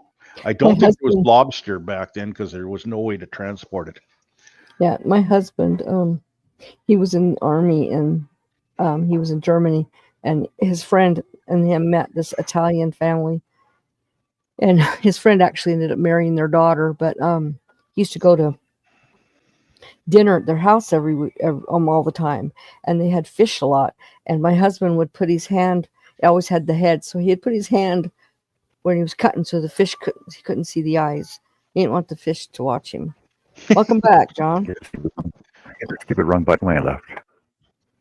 Huh? I hit the wrong button when I left. Oh, when did you Hey, Heim. Hey, Heim, what are you making? I was going to ask you. What am I making? What are you working on? I'm making a wood project. Well, I know, What's but it I look mean, like? what is it? I What's mean, it He's look like? John. What if I could? What's it look like so far? it looks like a bird. Chickens. A bird. Well, it looks like it has a bee. Well, I don't know. Just tell me. Actually, no. This is one of those like Connie's guess games. I'm gonna call it wood. I'm gonna call it wood. Okay. Yeah, there you go. Healthy plastic, because that happens as much. You got to guess what it is so far. Yeah. Okay, it looks like a woman now. Well, make it big at least. I can see. Okay, hold I on mean- a sec. I'll make myself big here for you. Oh There you my go. gosh. I have no clue because I have no clue. It looks like a goat's head on a bat's body. And so I don't Okay, know, some kind of strainer. These are called French curls, Ah, right? These are called French Uh-huh. curls. Right. So it's This- a person. No. French Oh, curls. This is okay. a bow. This is a bow, Okay. right? You see the tails of the bow here coming down. Mm-hmm. This is an ornament with a tree in it and a couple snowflakes. Oh, awesome. So far, Is it going to be in a tree, or is it going to hang on something? it's actually it's considered gingerbread. Okay. Now, Greg knows what gingerbread is on old Victorian style housing. yeah. We You- had a Go we ahead. had a city hall that they called the gingerbread building, and it Mhm. looked like all that kind of stuff on. Yeah, what you're saying. Yeah. So usually in the peaks of your roofs, you get like these fancy cutouts. Yeah, like filigree almost. Yeah. So it's called gingerbread. Right, because right. I know what that is. It's accented stuff. So this is basically gingerbread for doorways. So you can actually put them up in the corners of the doors as you pass through entryways and stuff.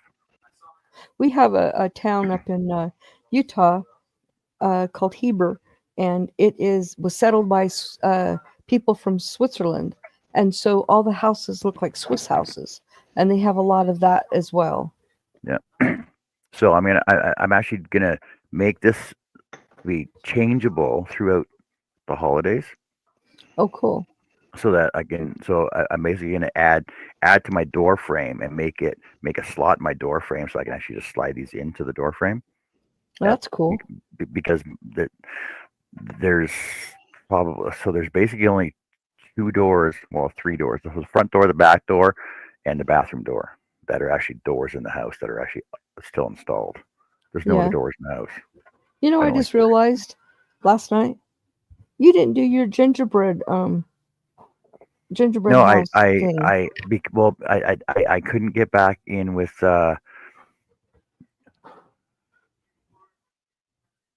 Amanda and Chase because they're still unpacking and moving still. Oh, And dealing that's with right. their baby, right? So, yeah, I I know. wondered if that had something to do with it, but yeah.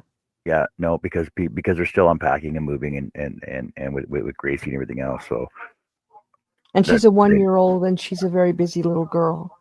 Yeah. They had to. They hung their Christmas tree from the ceiling upside down. and decorated it so the baby and the cat can't get to it. Good job. Hola, Maritza. Hey, Marita. Hey, Marisa. What were we talking about before I left? Damned if I know. I don't remember. You want me to Winnie remember the that Pooh. part long Winnie the ago? Pooh and all kinds. Winnie the Pooh Oh, and all kinds of right, weird right. stuff, right? That's why I have you, John. You can tell me what I was thinking. Yeah, it's so bad. See, there's the finished look of it. You can't really see because the pattern though. It looks really cool, though. It'll look better It when it's looks done. very intricate and very cool. I like it. It's supposed to be Well, see, part of. we have a house that has corbels. Yep. And so, but they're just plain corbels. I could definitely do cutouts to put over them to make them look really awesome. Oh yeah. We have three corbels on that side of the house, corbels on this, 4 corbels on this side of the house, and then we got one on the other side. Or you can get some fancy flexi cut carbon tools and put some cool designs into them. Carbon permanently. Well, I guess I Yeah. could, but I don't think I would. I would rather hook something to it. That's You a got lot a of work. lathe. You got a lathe, right? No, I want one lathe. I don't have a lathe. Oh, I you know what want you need? You need a 4-axis CNC. That's what you need. You need Oh, a no, 4-axis you CNC. got to go 6. Yeah. Okay, 6-axis CNC. Sure. Yeah. Then you can make some fancy corbels for the entire county. Oh yeah. Selling it. Well, there's a lot of houses here in town that have corbels. That's for sure. Yeah, $300 a piece. Yeah.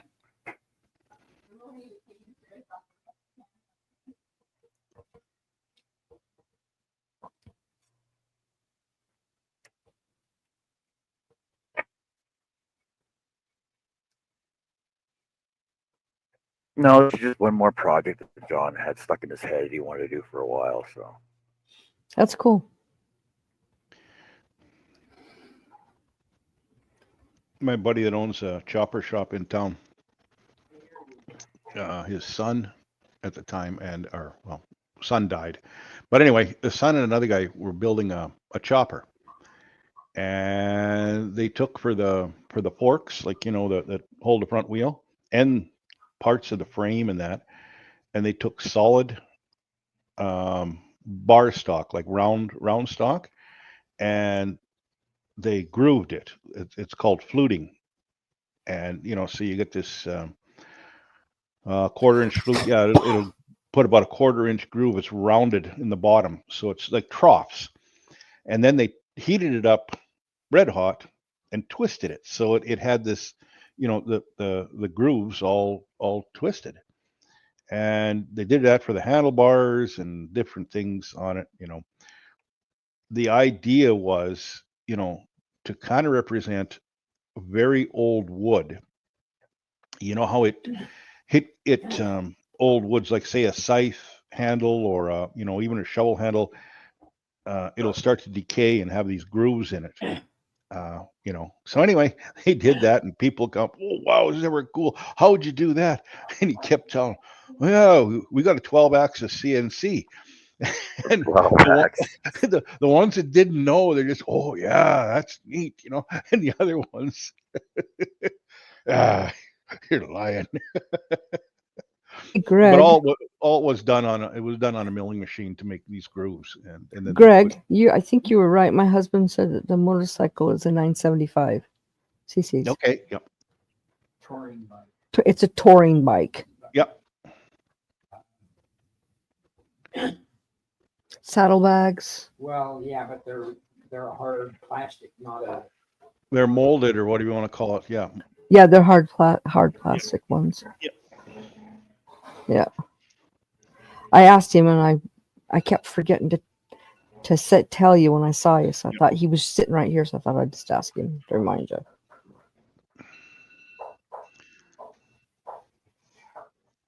But it's a big bike. Mhm. Like I said, my son, who's like 5'8", he could not ride it. He was not tall. He was not big enough to ride it.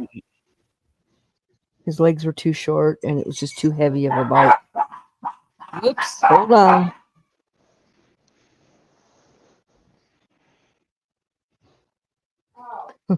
Dogs. You tap on something, and they start barking like Yeah, someone's at the door. somebody's knocking, they think. Mm-hmm.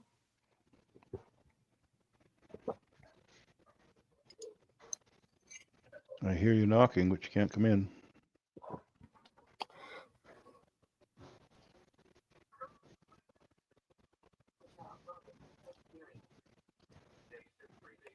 Knock, knock, knocking on heaven's door.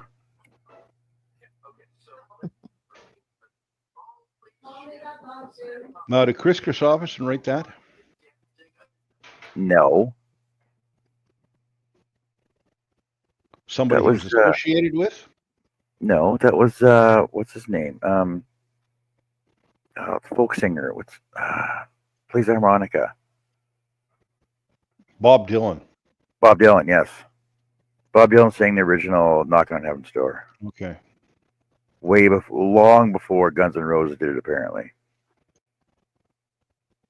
Yeah. Oh, I know. I know it was much older than Guns N' Roses.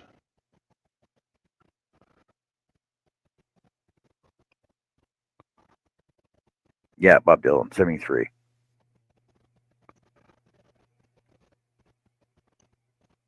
See, because when Guns N' Roses came out with it in '91, we were playing it and we were singing to it. I was over at my friend James's house, and a brand new album just came out, right? So we were playing it and like singing it, going, "This is a pretty cool song." And his dad started singing it. We're like, "What are you doing? How do you know the lyrics to this?" He goes, "This isn't a new song." We're like, "Yeah, brand new. This is a brand new album just released, like came out 2 days ago." He goes, "Nope." So he grabbed his Bob Dylan vinyl and threw it on. We're like, "Oh my god, this is the same song. We're listening to my dad's music. This is not good." Well, that's because they don't know how to do music anymore. I mean, everything that they make now, even the movies and stuff, it's like remakes. It's like they have no imagination. Yeah. Or they're afraid to make something because they're going to get someone mad at them or something. I know where my misguided idea of Chris Christopherson come in. It's from the movie where Chris Christopherson played. It was Who Shot Billy the Kid or something like that. Yeah. Oh, Made in the maybe 80s, probably 70s, and Bob Dylan played in it, and they played that song at the I think during the credits. Mm-hmm.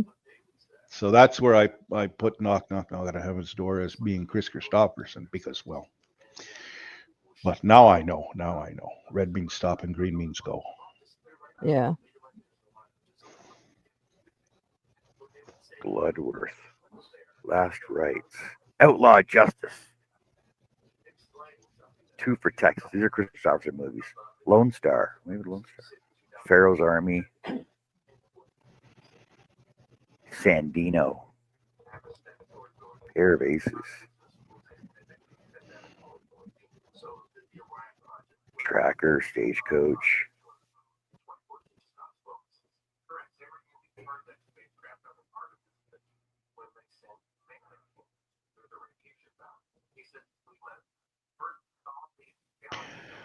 I gotta fix up my. Oh, Pat Garrett, Billy the Kid, 1973. There you That's go. it. That's it. Yep. Well, Chris Christopherson just died in September. hmm He played Pat Garrett. Yes. Yep. 88 years old. Yep. No cause of death, really? Nothing's been reported, like, so he just old age. He just died. Oh, doctors, Christopherson began experiencing memory loss, which doctors believe to be dementia and Alzheimer's. Yeah. 88 years old, died in Hawaii. Hey, Dave, I was just talking to Greg about the motorcycle. It's a 975 touring bike. Hey, Dave. Oh, I didn't know. Oh, Chris Christopherson was one of the highwaymen? I didn't know that. Hmm. Well, he was a singer, but he was also an actor. Well, I know, Well, I know the highwaymen. Like, I don't listen to a lot of country, but I know the highwaymen. Yeah, well, he was a songwriter that sang. yeah, he did, and he was good. I mean, I liked him.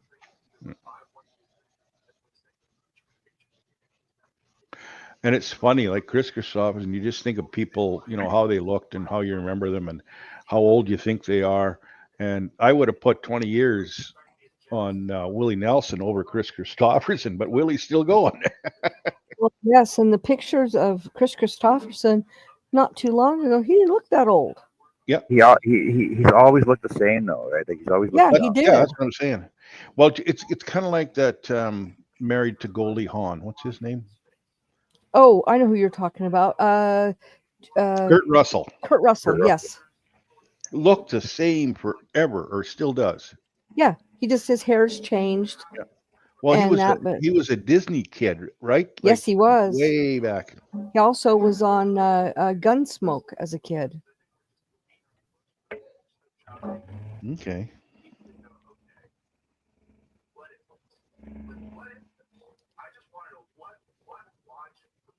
It's And amazing. he also met Elvis Presley when he was a little boy. When he was just barely starting to act, he met Mhm. Elvis Presley.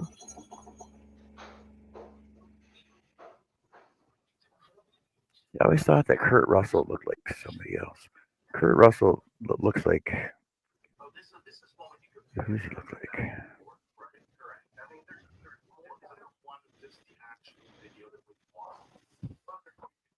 Hey, John Thompson.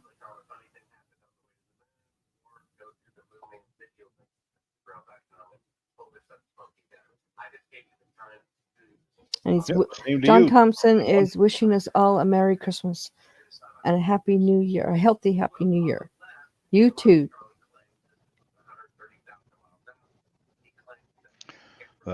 Crafty Gypsy. Such an informative panel. Yes, thanks. You guys are learning something new every day. And that is Crystal. Well, that's why I'm here. Gypsy is Crystal. That was Jesse. I mean Jesse. Oh my gosh, Jesse. Sorry, I was thinking of Crystal. That's Jesse. Sorry. Like many people say of me, I'm a wealth of outdated and useless information. Jesse, they say that Chris Christopherson, Kurt Russell, and Jeff Bridges all look the same. They look like triplets. Well, I can see Jeff Bridges and They Kurt resemble each other. That's for Yeah. sure. Chris Christopherson, his eyes, no, they didn't. Well, yeah, I He guess had, so.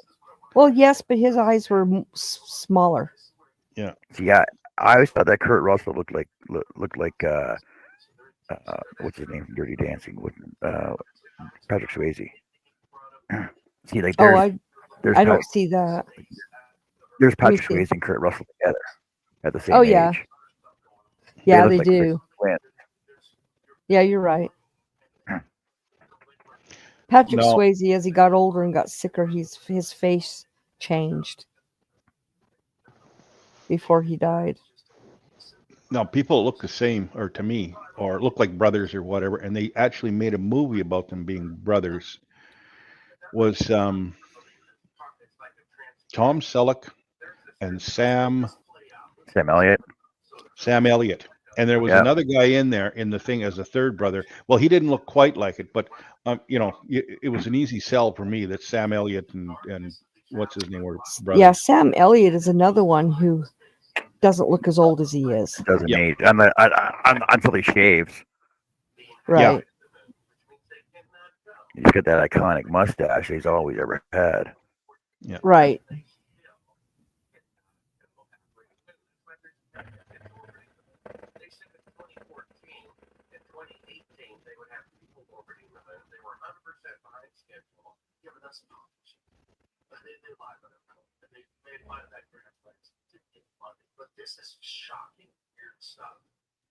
And two brothers that I didn't think looked like their brothers is, well, maybe they're brothers from another mother, but uh, Jeff Bridges and Bo Bridges. Right. But then you have the brothers, what's their last names? The ones from Australia. One plays Thor. Hemsworth brothers. They look like twins, just different ages because they look exactly alike. I don't know them. You don't know Well, them? Must be newer movies. Thor. No, Um, I yeah. don't. I don't do Thor. Mm. They did. They've done other things too. Thor. I'm so Thor I can hardly.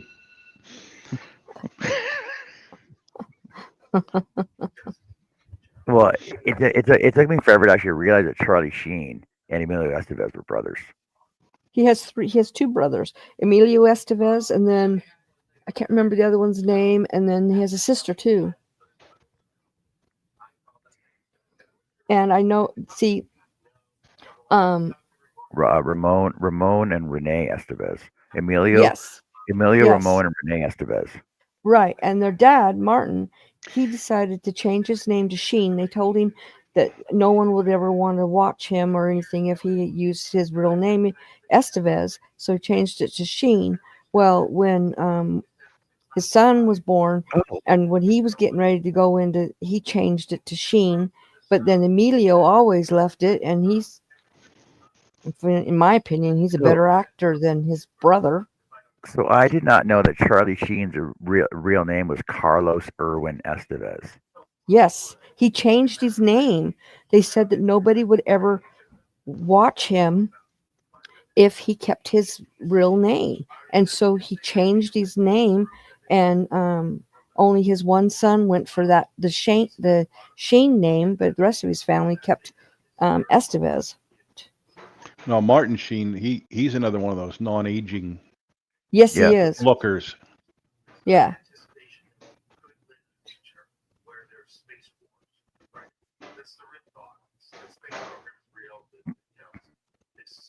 Oh, he's 84. Holy cow. Yeah.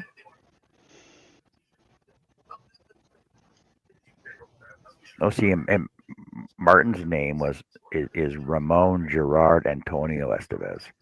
Right. How do you get Martin out of that? Don't know. Pick a name, any name. That's kind of what they used to do. A lot of actors and actresses used to just pick different names, and then change. John Wayne. That was not his real name. Ron, what was John Wayne's name? Marion Morris. Mary. His name was Marion Morrison, and so to be, they thought, no, you can't use that name. You won't be manly enough. Manly, yes, but I like it too. Well, people don't do it as much as they used to do. Change their names as they used to.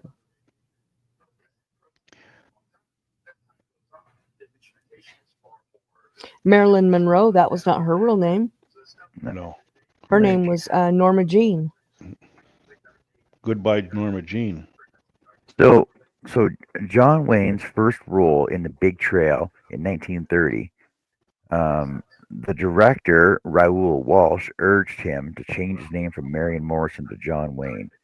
And in Stagecoach, it was released in 1939, which made him a star. Yep. Wow.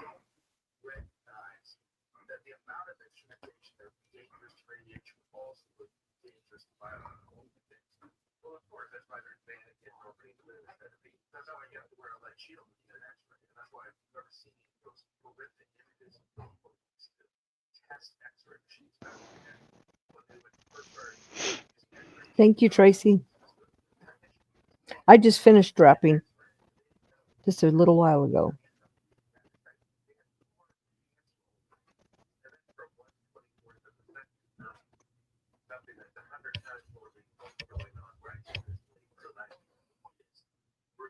regardless of whether or not it's dangerous to the instrumentation. That was their primary concern, which could be accurate, especially since the first one was unmanned. It's also that kind of radiation is probably bad for people. So, Greg, did you hear that John Wayne died with 40 pounds of feces in his intestines? Right? You heard that? No, I didn't hear that. Yeah, that was like an ongoing thing. That when John Wayne died, he had 40 pounds of feces in his intestines. Right? And the thing is that they were trying to say the dot. It was actually a rumor started that it was cited as anecdotal evidence to support vegetarian and vegan diets. Oh, jeez. Yeah, I knew he died of cancer. yeah. Yeah, he did. It was also used by promoters of colon cleansing and procedures in colon cleansing. Wow. The idea of eating animal foods leads to a buildup of toxic sludge in the colon. It's not supported by what we know about how the colon functions. Well, any veggies can come over here and I'll help him out with a pressure Yeah. washer.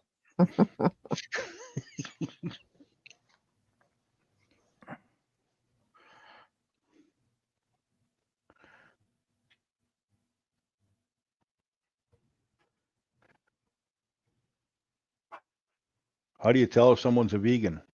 They'll tell you. Yeah, don't worry, they'll tell you.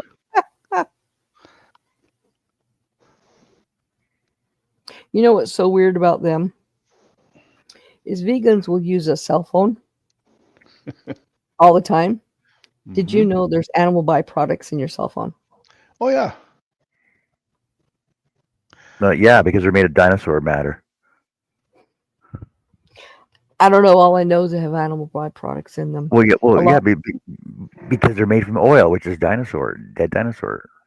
Right. Well, and the thing is, this stop oil movement there, especially in Britain and that, they have no clue what it is. Like their glasses on their face, the lenses, the frames, the this, the that, the clothes they wear, that, oh yeah, we'll just stop it all and be all running around naked and hungry. Yeah. They probably like it, but whatever. Not in the wintertime. No.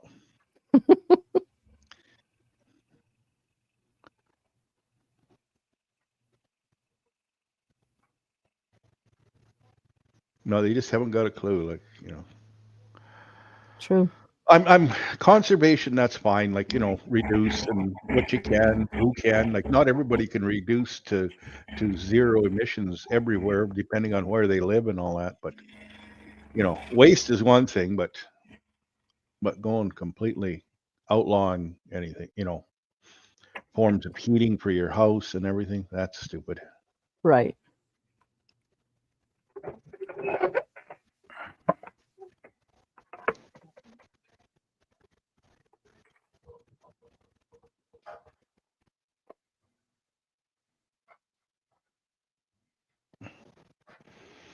Oh, Larry just said they got cancer from the desert where they filmed Genghis Khan, him and Marion O'Hare.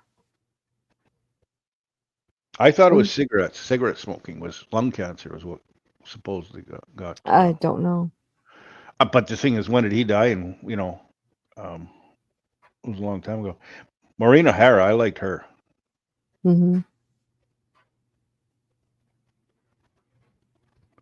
Now, am I thinking of the right one? The one that played Jane in the very old Tarzan movies. I don't know. Ron, who's the That actress red who hair. played Jane in the original old Tarzan? Do you remember? Was it Marion O'Hare? No, it was not Marion O'Hare. Was it Marion O'Sullivan? Maureen O'Hara. Yeah, no. Yeah, would you please? My husband's Talking going to King Google Kong, King Kong or Tarzan? Tarzan. Yeah, Maureen O'Hara, Maureen O'Sullivan. Both Irish. Maureen O'Sullivan.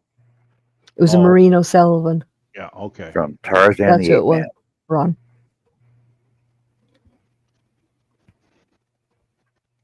Oh, okay, Larry.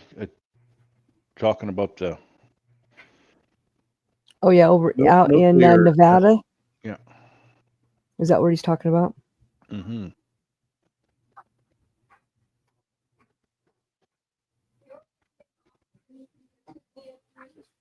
Excuse me? Yeah, but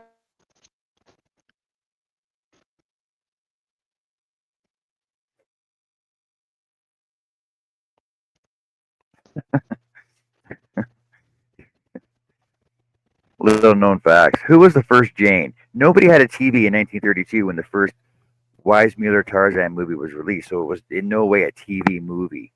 Maureen O'Sullivan played Jane in the movie and its first 5 sequels. Weissmuller continued as Tarzan for 6 more films, sometimes with Brenda Joyce as Jane. So they changed out Jane, but so apparently the first Tarzan was supposed to be a TV movie, but nobody had televisions in 1932. Well, that was a serial. That's what they used to call them, eh? Or maybe not. But serials are like a continuing saga, Right. like Tarzan, and what would have been television. Yeah, if I they remember had it. Grace. I remember Greystoke. Greystoke was a cool movie, Tarzan movie. Did you ever watch that? 1984, Greystoke.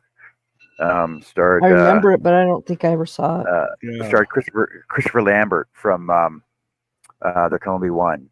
What movie was that? Highlander, from the Highlander movies. Oh Uh-huh. yeah.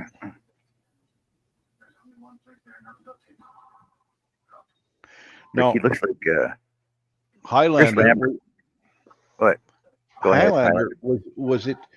I remember watching a television series, Highlander. Was it the same as the movies, or an Are you extension? talking about the one on Netflix? No, this No, is way no, no, way no, no, before no. Netflix. We're talking in the 80s. So Yeah. the Oh yeah. Highlander the Highlander TV show was based on the movies. Okay.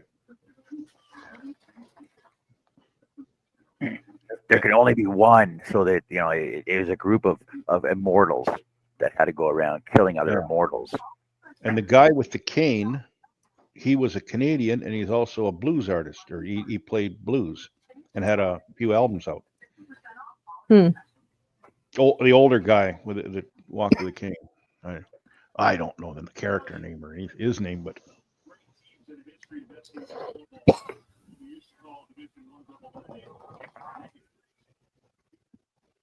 One of Sean Connery's best films actually was Highlander.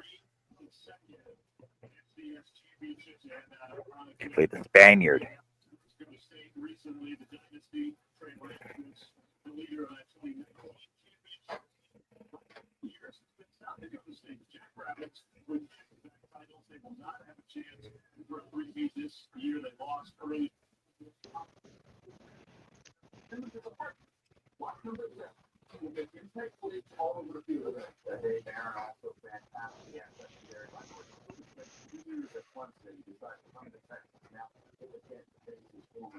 You mentioned the Puma's physicality.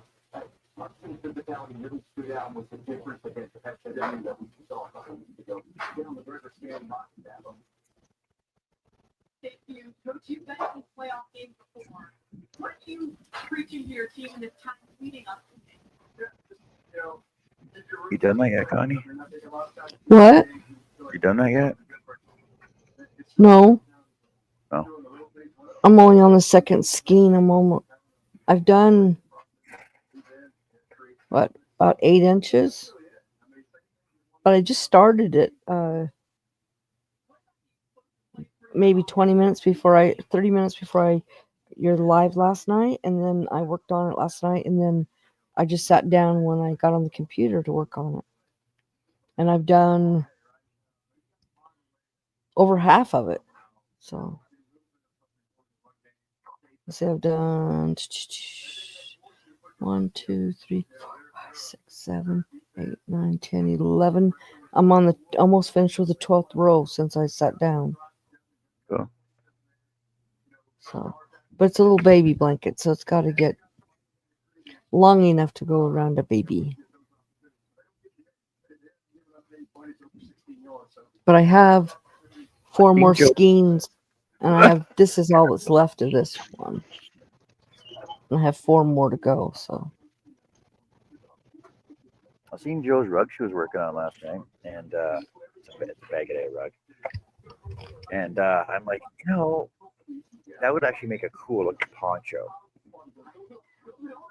yeah, Just don't, just don't start a magic circle in the center, and take out your first six rows, and just start on that, and it would make a cool poncho. It's just the way it looks. Look pretty awesome. right. Is that the gray one? Yeah, the gray one that she it like it looks perfect. It looks perfect for a poncho Mm-hmm. I agree. for Michaela, but it's a rug apparently. Yeah. The only rugs that I've ever crocheted was from material strips. And I did a latch hook rug as well. And that's yarn. It's just not, it's a different type of a yarn. And you just do a latch hook.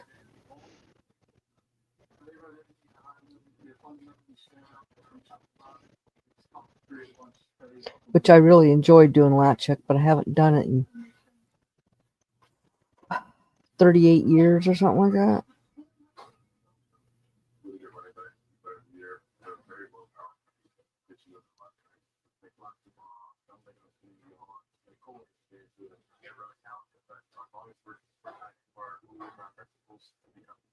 Make sure you run time to get lined up to they're very strong.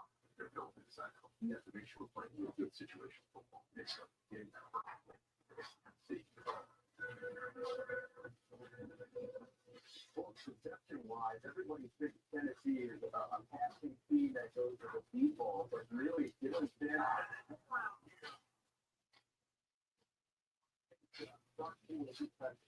Well, I am going to get off of here, guys. I got Okay, Connie. I gotta see if I can't get my.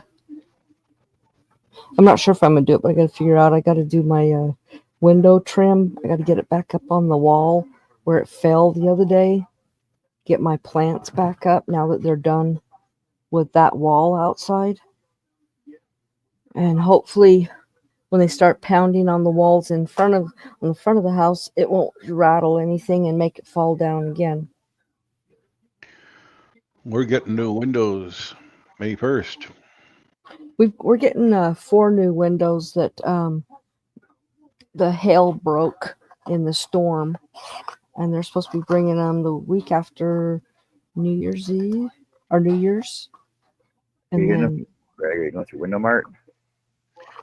No, it's a local company right here in Selkirk. Oh yeah. Yeah. There's so many of these half scam artist window companies out there. all right, guys, I'm gonna talk to you later. Okay. Okay. All right, Connie, take care. Okay. Bye. We got windows from a outfit when I built the place in '93, and it was called Wilmar Windows. Mm-hmm. They went out of business or were bought out by another company, and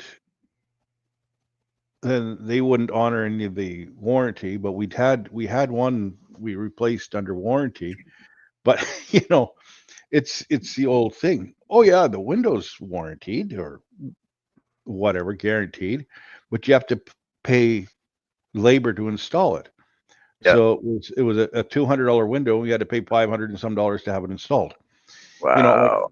It's just like the old Midas lifetime muffler. Well, yeah, the muffler is only $60, but $120 to put it in.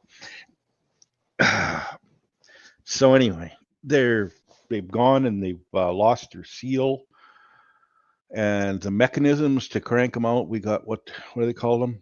Casements. Yeah, casement windows crank out. Well, I don't think there's one that works correctly or at all.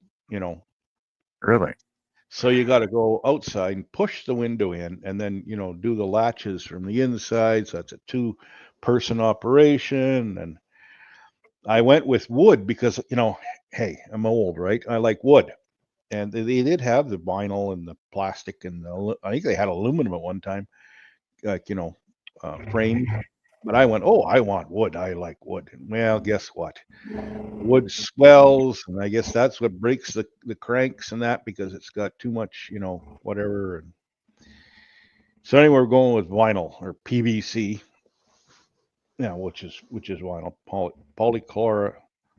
Yep. polychloride vinyl. Yeah, and it's got I don't know how many year guarantee and all that, but at least it's somebody I can yell at directly in town. When something doesn't go right. I think Wilmar got bought out by Geldwin. Mm-hmm.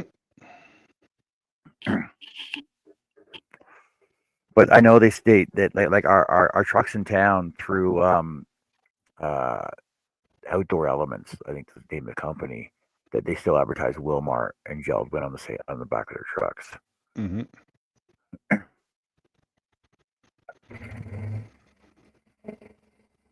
Well, there was this one called Polar Windows, and they're not anymore. I don't believe,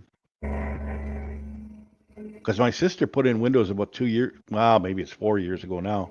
And so I was talking to her, okay, where'd you go? And you did all the research and sussed it all out. So, and she says, oh no, they're not in business anymore, or they got bought out, or they got something. So, oh, okay. Well, we'll just go with this one in town. The one in town has a pretty good rep from what I can figure, but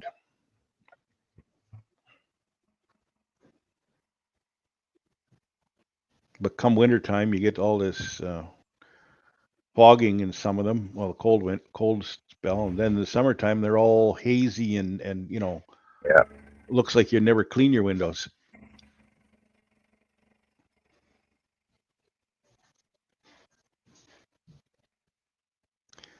But this climate up here, it's hell for windows.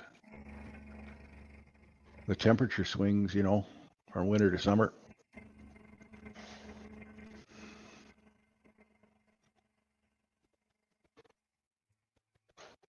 And you have to now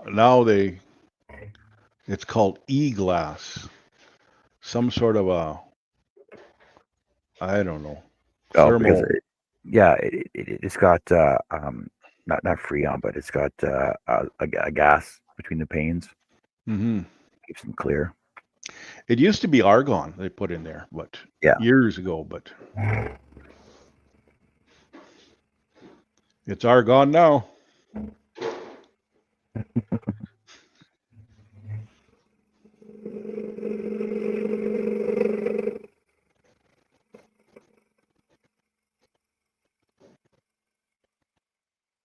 But I know so we had most of our windows replaced, except the front bay window, so I was not paying what they wanted for the front bay window. Mm-hmm. And, same thing as you, the bottom turn latch, right? Yep. Broke on me. So I actually, where did I go to? I think I went to I went to a actual window store, and they actually had these freaking casement parts that were like from the 50s. Wow. They had the boxes of them, and they're actually the only place in town that actually still sells them because they still have them. Mm-hmm. So I basically took the screen off the window. I had to do it from the outside. I took the screen off the window. There's two screws on the back side and two screws that go downwards into it. Pulled the whole mechanism out, installed the new one in place, adjusted it, cranked my window closed, and then screwed everything back in place. Mm-hmm.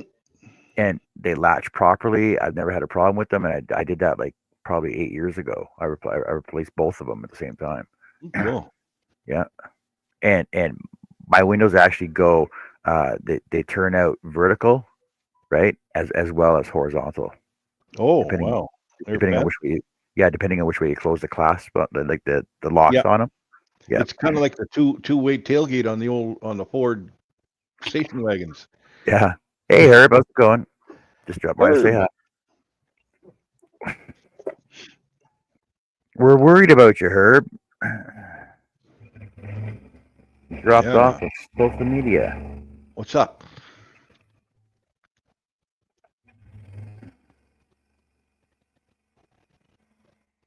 Nightbot was even worried about you.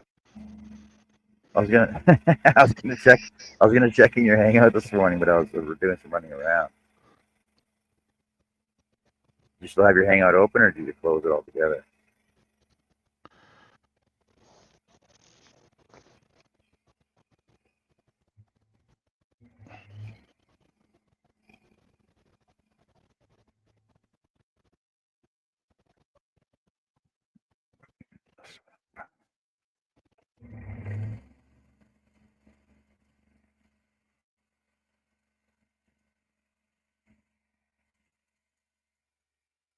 Okay.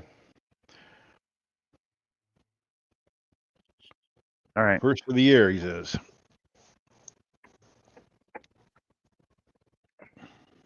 See, doesn't it look better now? Does it make more sense now? Yeah. You see, when I look at scroll sawing, Well, I I see look your at what's I see I your look at RAM what right yeah I look at what's missing, but that's not what it is. You know what I mean? there. Yep.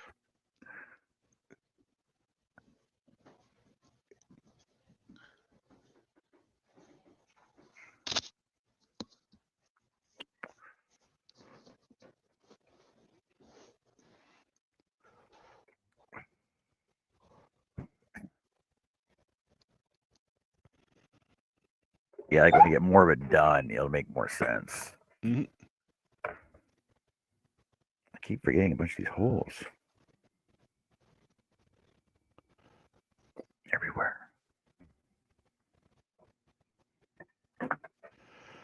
He says no more hangouts. Ah,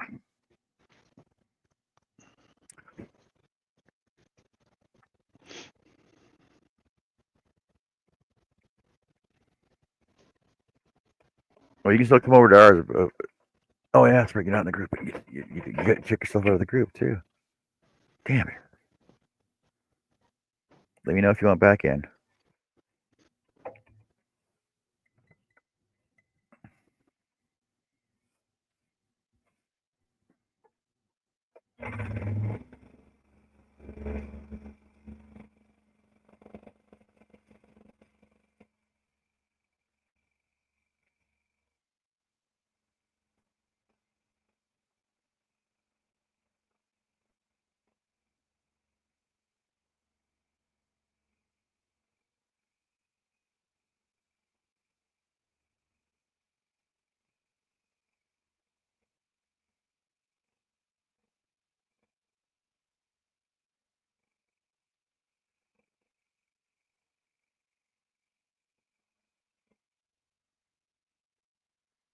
I always wanted to do some gingerbread for my house too.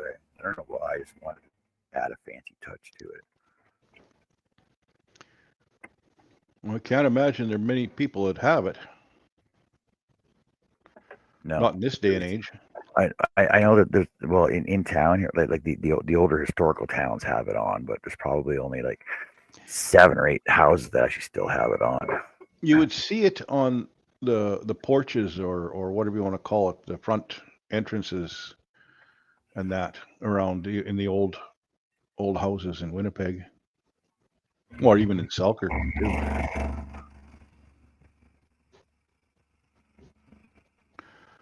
But you had to have money if you're gonna have money for gingerbread besides just a regular old shack to build back then.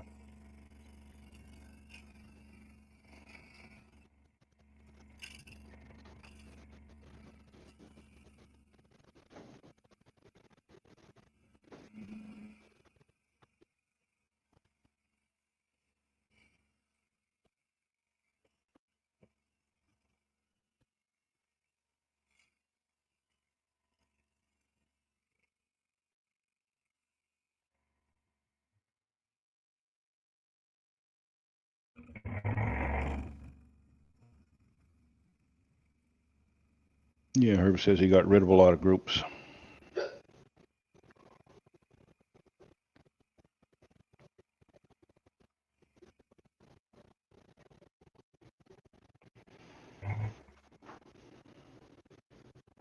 Too many groupies.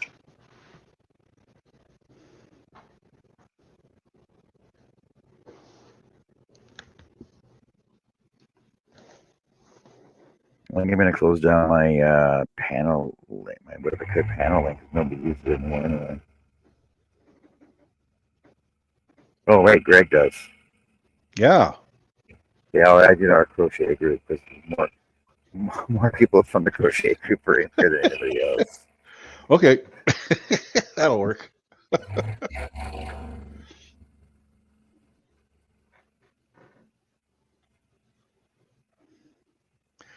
Yeah, my great grandfather and his brothers spent a lot of time in working in Winnipeg in the winter or the off season of farming and construction and that as Finnish carpenters in the very early 1900s.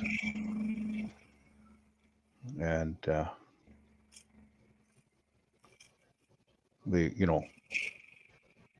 Winnipeg was just was growing fast and furious, and lots of money, right, coming in, and people with big fancy houses, and those areas are still neat with their, if you ever get inside those houses, wow, they were good. But him and his brothers, or some of his brothers, would go down there and work. Now, one of his brothers fixed and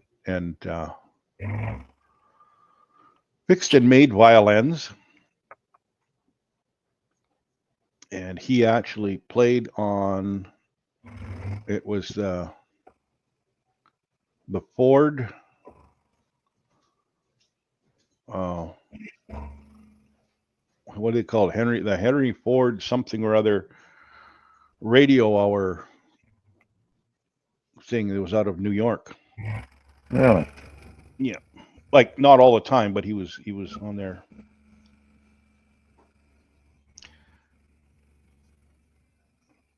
Larry needs some USB headphones for his desktop before. Don't have a camera either.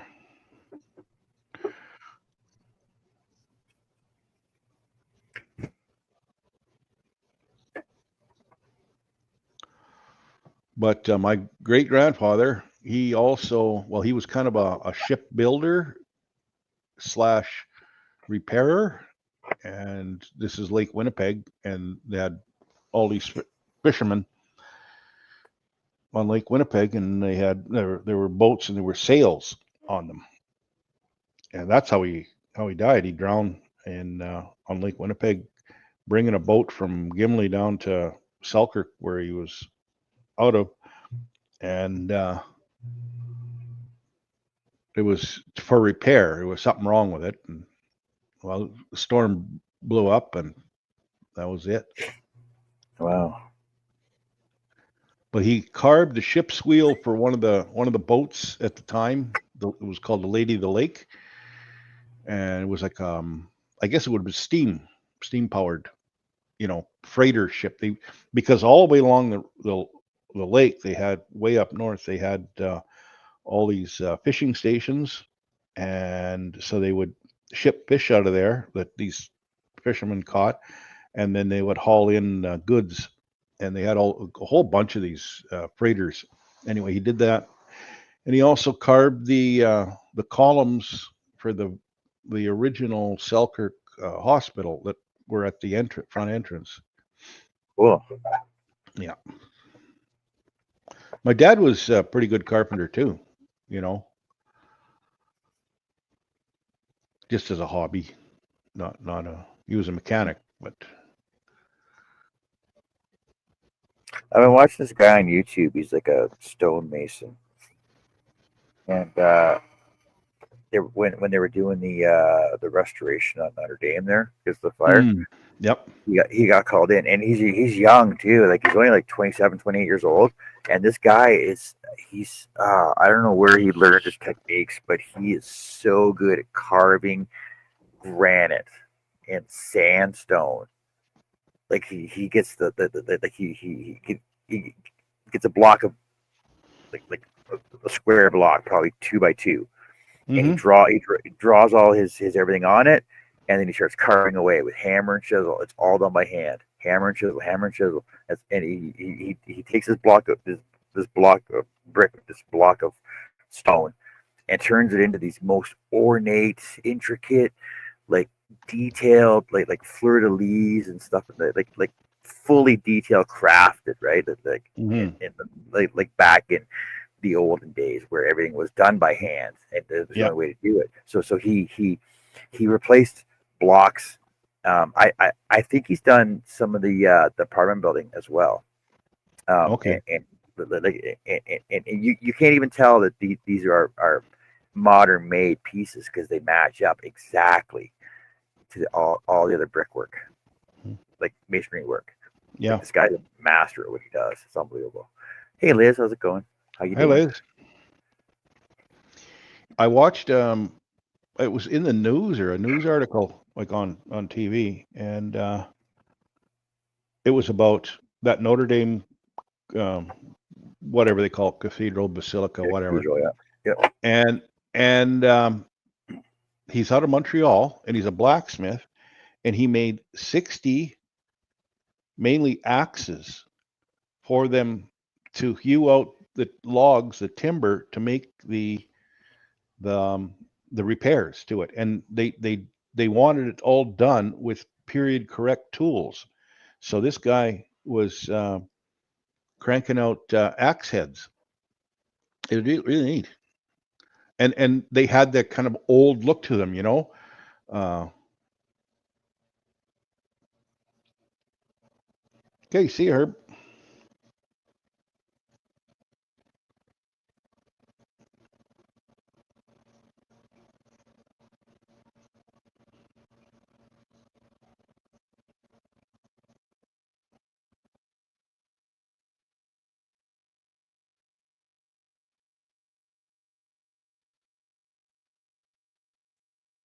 Montreal blacksmith. It's just oh yeah, I'm looking. I see that right now. Just came out 2 weeks ago. I'm just amazed that they put that cathedral back together as much as it is now. I think it's complete, but in 5 years, like, wow. Yeah, I think it opened up They- Wednesday. yeah, they had a service in there they were showing.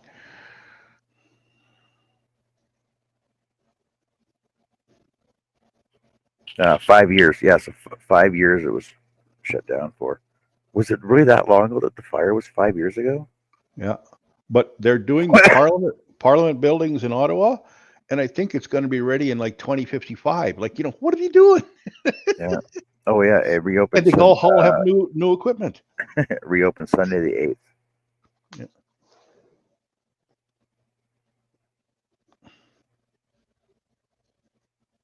Oh, apartment buildings in Ottawa Yeah, or in Winnipeg. in Ottawa.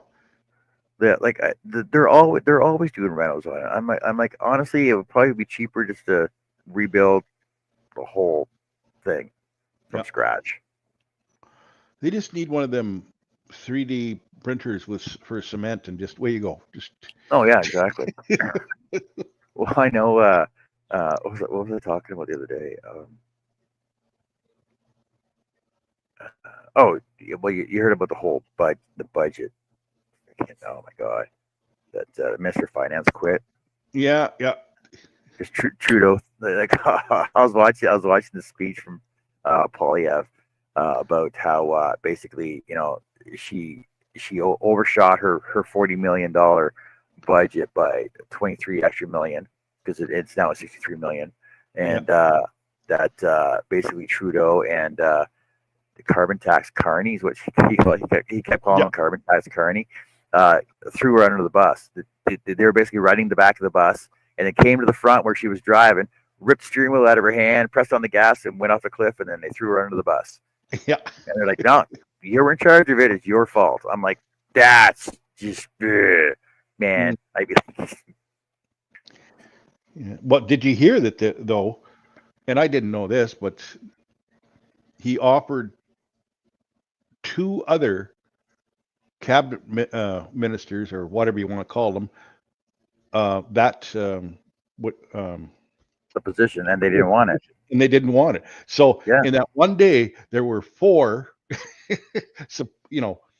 cabinet or what do you call what's that? Finance Mr. ministers. Finance. Yep.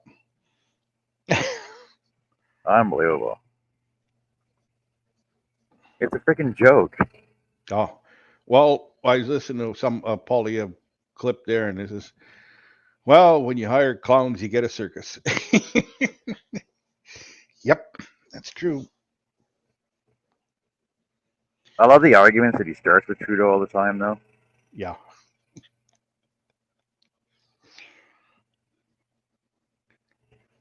And he never gets a straight answer. Never.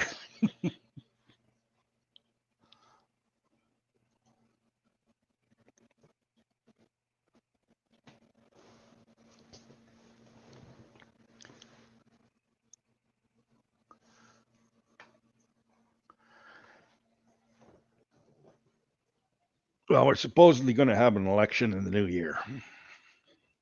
Well, I heard that he had until midnight last night to decide whether he was going to call an election Yeah. because I guess he lost 3 more seats too. Yeah. Yeah, they lost one in BC just last week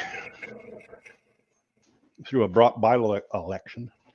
Yeah, it's all these by-elections, right? Yep. And Marge Simpson's going to he's going to bring the house down. Going to do with you know what, the one with the blue hair? Well, sometimes it's orange, sometimes it's green, sometimes. Yeah.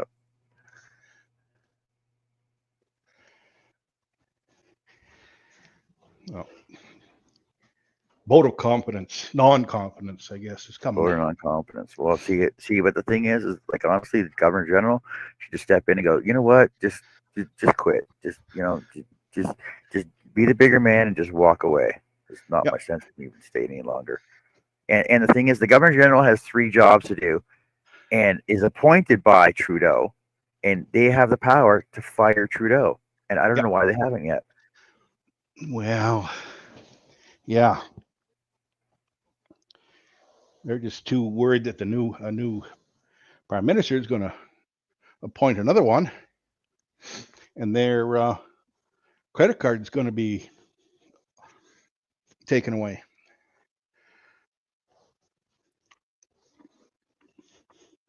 Yeah, see, so out of the 153 seats that Liberals have, 75 are in Ontario, 33 are in Quebec, 2 Alberta, 14 in BC, 4 Manitoba, 6 New Brunswick, 6 Newfoundland, 1 Northwest Territories, 7 in Nova Scotia. I don't even know why. I don't even know why Ontario. Well, see, Ontario's got the biggest population, and I know the thing is that with like I've been saying for the longest time is that after Ontario polls close, it's already a given on who the winner is. Doesn't matter, like because of the population.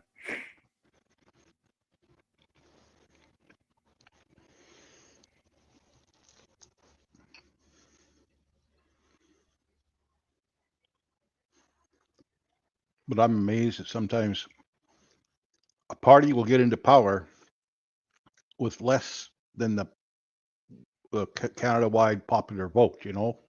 Yeah.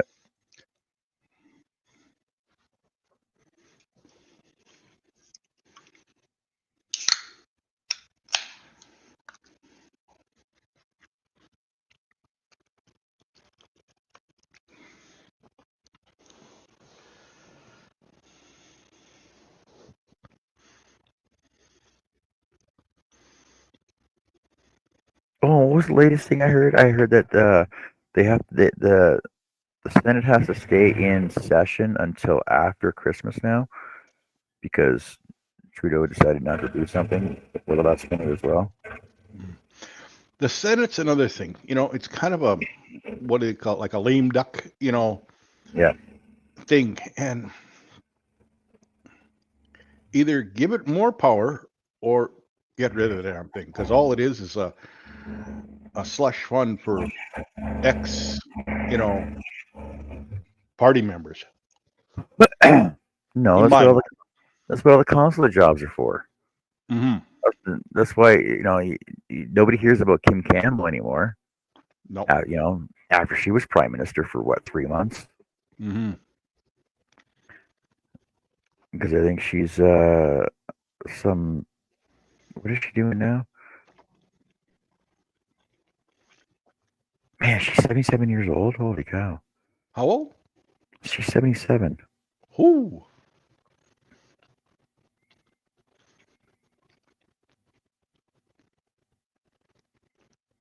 Oh, you heard that?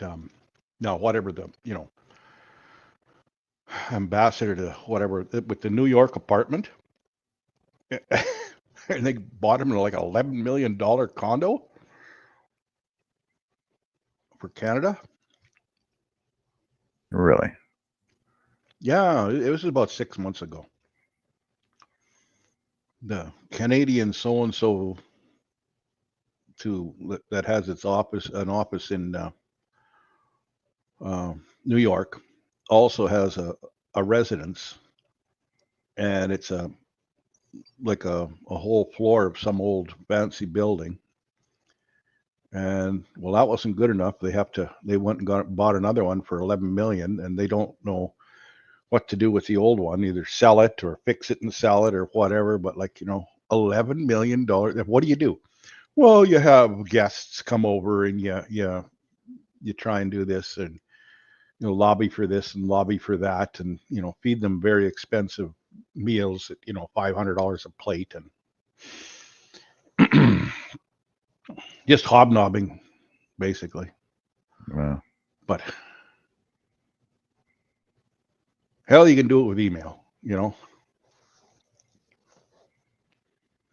Well, yeah. So after Kim Campbell served her June to November, 6 months as prime minister. Mhm. Apparently, she was also the minister of what does it say here? She was Minister of National Defense, Minister of Veterans Affairs. Yeah, because that's Minister of Justice and Attorney General, Minister of State, Indian Affairs and Northern Development. Because those are prominent positions to have, right? Mhm. Apparently, she was sent to Moscow to be the ambassador to Russia. Then she was appointed the consul general to Los Angeles by Chrétien, and she remained until 2000. And then she was Council of Women World Leaders, succeeded by Irish President Mary Robinson. Served as president of the International Women's Forum in Washington, D.C. She lectured at John F. Kennedy Government at Harvard University. Served as director of several publicly traded companies. Wow, she's done a lot since she was prime minister. So she's a professional parasite. Yeah.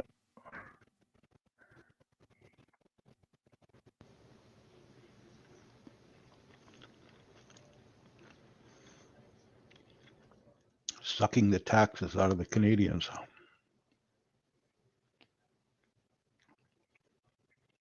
On August 2nd, 2016, Prime Minister Trudeau announced that Campbell had agreed to chair a 7-person committee to prepare a short list of candidates to succeed Thomas Cromwell in the Supreme Court of Canada. 2019, 2022. On the eve of International Women's Day on March 24, Campbell revealed on the Beyond a Ballot podcast that while she believes that there are good people in the Conservative Party, she could not support current leader Pierre Poilievre because she believes that he is a liar and a hate monger. Wow. Pretty harsh words coming from somebody who stepped in after her boss screwed up the Airbus deal. Mm-hmm. But we won't get it. We're not going to talk about Brian Mulroney. One of the greatest prime ministers we ever had. He could sing pretty good.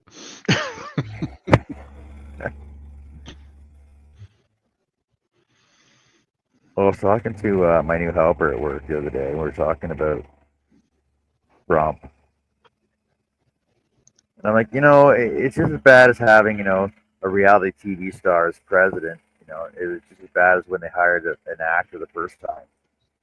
He said, what are you talking about? I said, Ronald Reagan. Because I remember Ronald Reagan as president. I said, yeah, he used to be an actor. What? I said, yeah. Bedtime for Bonzo. I said bedtime for Fonzo was the first thing to come to my mind. But he also did westerns too, right? Yep.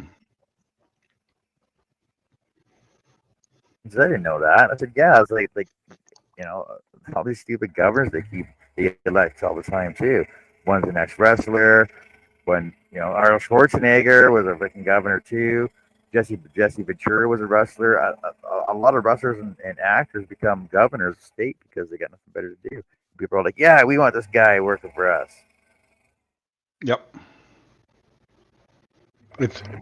I'm going to say it's mainly because they all have a public presence already. So that's why. Oh, I remember that name. Don't know why or how, but bang, I'm voting for him. You know, I have a relative in North Dakota, and he was, and I don't remember whether he was the governor or the senator for North Dakota at one point in time. That would have been in the 90s. Went down there for a family reunion and met him. Him and his brothers and sisters. And it was a good time.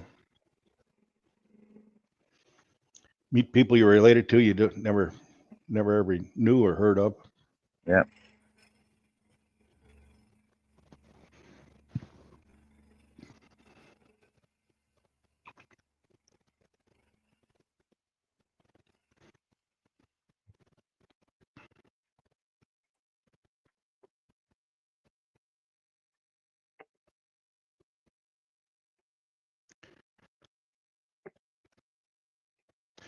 Well, I like old Pierre Poilievre. He's kind of like a terrier, You sit there, you grab onto something, and just kind of keep going. I'm surprised Don Cherry hasn't decided to run though. Honestly, Oh, yeah. can you see Don Cherry as prime minister? That'd be hilarious. I'd love it. I'd be curious to know what color ties we're in every day. Those people. In his suits. Those Yeah. people. Oh my god. And you know what? He didn't say anything more than I'm going to say 75, 80% of the population were thinking. He just used a wrong couple of words for all the snowflakes. All he was saying is you go out there and support the veterans for the poppy thing. I That's know. the whole thing. I can't believe they fired him over that. Well, it was the CBC, right? And the CBC is funded heavily by the government, and the government Well, has yeah, but it was Don this and Cherry. that. Come on. Yeah. And I'm just, I'm glad he didn't bow down and apologize. No, you I got seen nothing to something the other. I seen something apologize the other for. day. I seen something the other day with Gretzky in handcuffs. Do you know anything about that? I seen it on MSN, No, but I can't find maybe anything on it though. maybe it's Photoshop. Do you remember when they had and they might still have these outdoor hockey, NHL hockey games? They're kind of like exhibition games, and that they had them around Christmas time one year, about 10 years ago. Anyway, they had one in Calgary area, I believe, and it was an outdoor game. So they got the camera panning the ice and this and that, and the behind the thing, and it's pretty much a level. There's not a whole bunch of bleachers or nothing. Anyway, you could just pick this guy out walking. Big Stetson, black coat, white collar, and oh, that's Don Cherry. Like, you could pick him out of hundreds of people from Yeah. across like a big long shot.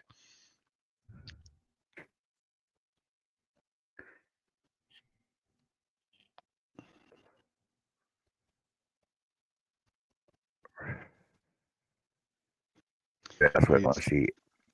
I want to see Ovechkin take over Gretzky's freaking title as freaking highest mhm. goal, highest scorer.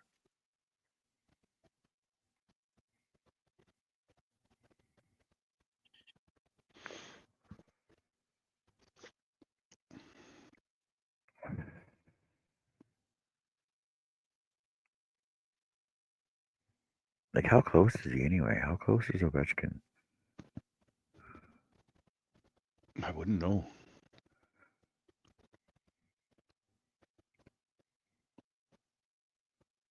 Wayne Gretzky sued over alleged weight loss gum. Man claims it cost him $10 million. Game worn Oilers jersey from Stanley Cup. Blah blah blah.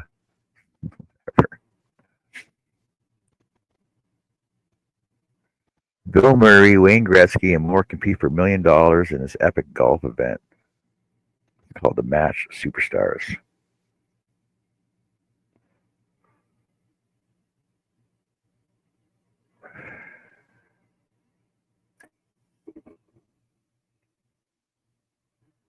Is it a charity event? Yeah. Mm-hmm. You know who's a great golfer, or really, really into golf? And you wouldn't think of it right away. Alice Cooper. Really? Yep. I can see that though. I can He actually see come him on the golf course. he come to Winnipeg to do a concert, and what's he doing the day before the concert? He's in one of the golf courses, and so saw him there, and oh yeah, it's Alice Cooper, because he just likes golf. Another one that's kind of fish out of water type thing is Formula One driver Nigel Mansell out of Britain. Big time. He's got his own golf course at his house, like a small, couple of hole thing. And he's big time into golf.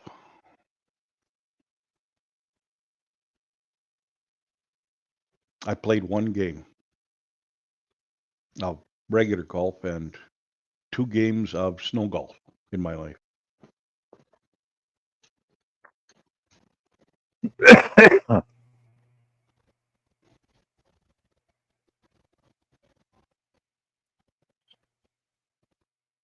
Used to always play around with golf clubs and golf balls when I was a kid.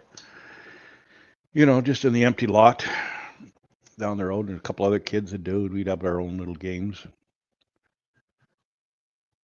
2 holes, one on the end, each end of the vacant lot.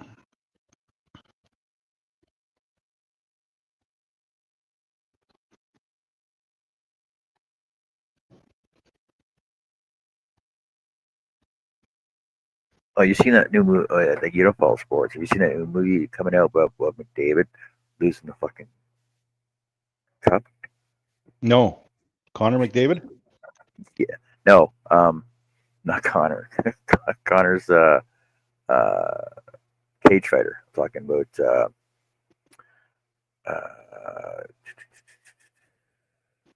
McDavid plays for Calgary Flames, isn't it? Mm-hmm. I thought that was Connor McDavid. Or no, who plays for Edmonton? Conor McGregor? No, that's a. Oh, yeah. McGregor's the fighter. It is McDavid. Yeah.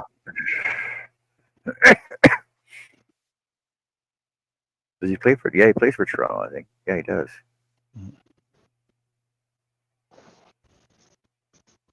Yeah, apparently they're gonna have like a big. There's supposed to be some stupid reality movie coming out about how he lost the game, how he lost the cup. Oh, gee, yeah. Because they got to try and make some money back from their failure, right? Yep. Yeah, there's so many cross genre type things to make money. Somebody thinking all the time, right? Hey, if we do this and this, we could sell a whole bunch of whatevers.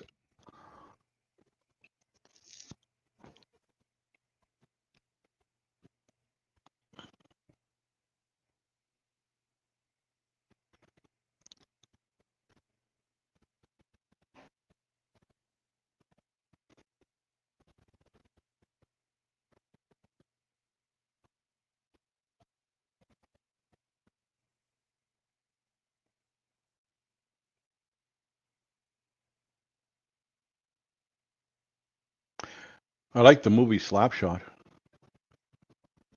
It The was original? fun. Yeah, with the hell's Paul his Newman? name? Paul Newman? Yeah. I had to think of a salad dressing for a second there. remember Yeah. his name.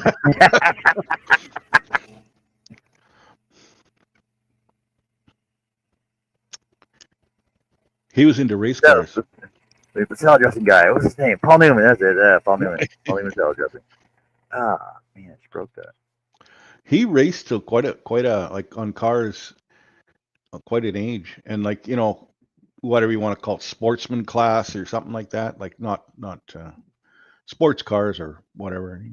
He did pretty good. Yeah. Well, so did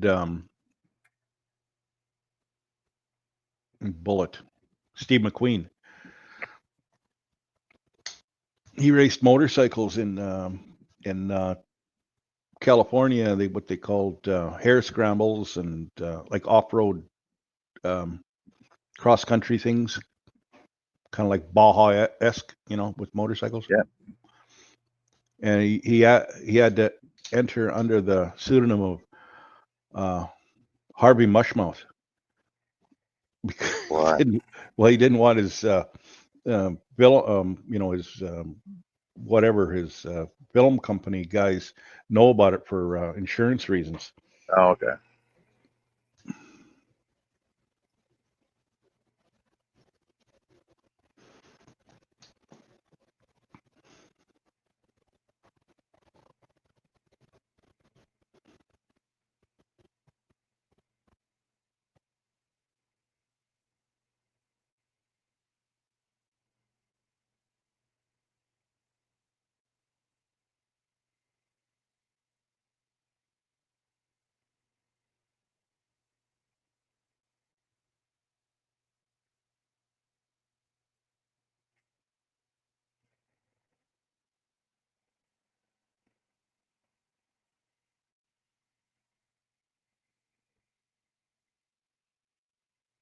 Yeah, I used to watch a lot of movies, and you had your favorite actors, actresses, whatever, and you went to them,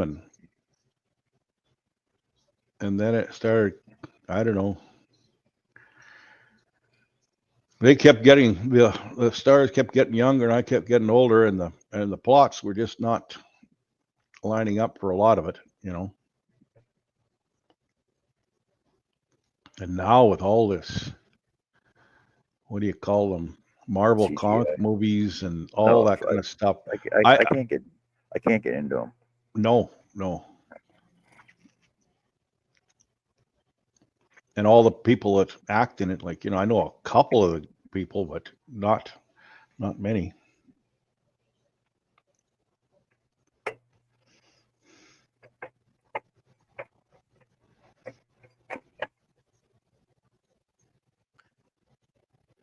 Same thing with music, like who are who are all these young and whatever stars that I've never heard Oh, of. what's like all these latest bands and stuff. Like I haven't like who's that chick that just finished her tour in Vancouver there the other day? Taylor Oh, Swift. Long Legs, yeah. Yeah, I've never even heard a Taylor Swift song. I've never listened to a Taylor Swift song. Honestly, I've never heard one of her songs. I've But only yet heard there's what people. little But bits, snippets that they play on a news thing. That's it. yeah, but yet there's people that can name every freaking song. I'm like, why? Like, how is she so special? Because I've never heard any of her songs Hmm. because they don't play them on the oldie station. I guess maybe that's why. But Well, there was that era of like Christina Aguilera and the one that the one that there's about 4 or 5 of them at the time. All these blonde, and the singing was just some kind of not much more than caterwauling. talking and humming. I just couldn't see all of them. Like I like a good female singer. Like some of them are great. Like Rita Ford. And you're talking like Pat Benatar years ago, and Eurythmics, Annie Lennox. Annie Lennox. Yeah. Wow, she's got a voice. Then it's Hart, like what's her name there, Wilson there. Ann Wilson, she can sing pretty good. Well, the other one can, but she doesn't do that much. But there's one that I found there, quite a few years ago now, I guess. Beth Hart. And she's got one heck of a voice.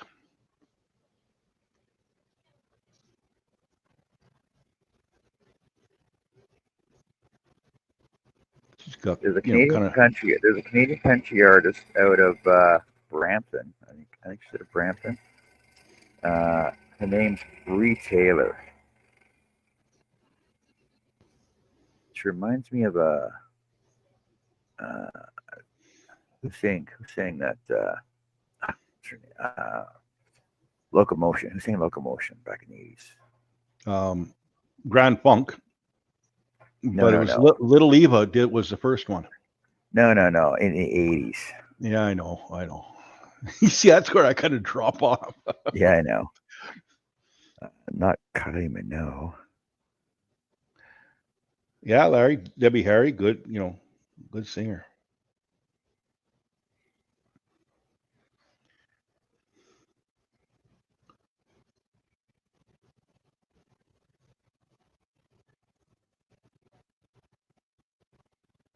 Oh no, I think we're alone now. That's who it was. Tiffany. Oh yeah, Tiffany. that was think we're alone now.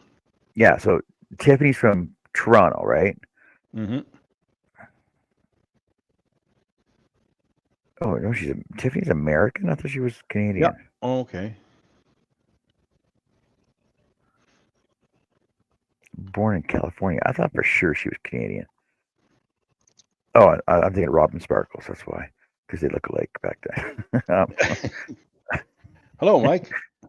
Let's all go to the mall. Let's all go to the mall. Yeah. Bree Taylor. So Bree Taylor is from.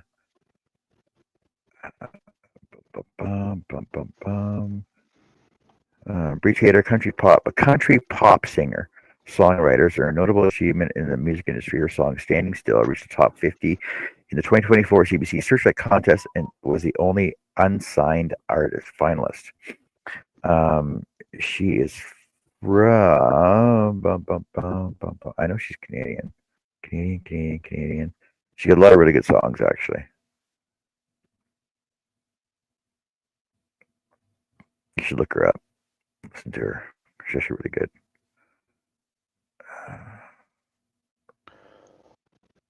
There was a Canadian country singer, woman, and I'm not into country, but I thought she was good. And she's from Alberta, I believe, and she always wears a black Stetson. Tall, thin. She's been around for, quite a few years now. She's won Canadian Music Awards and all that kind of stuff. What does that mean, but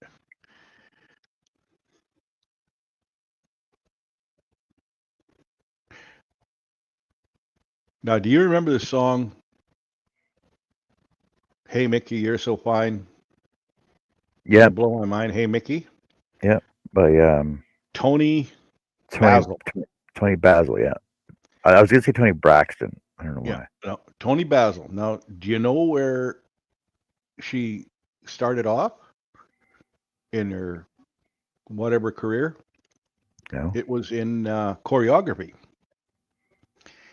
And she was in quite a few movies as a choreographer, but she played in a movie as a character in Easy Rider. She was one of the prostitutes with the one with dark hair. The other one was Karen Black, the one with kind of crossed eyes. Yeah. Well, anyway, Tony Basil was the other prostitute and that was 1969. So, hey Mickey, that was what, mid 80s? Yeah. And she was in a cheerleader outfit, and she's kind of pushing her. There was, things about pushing her age or whatever that.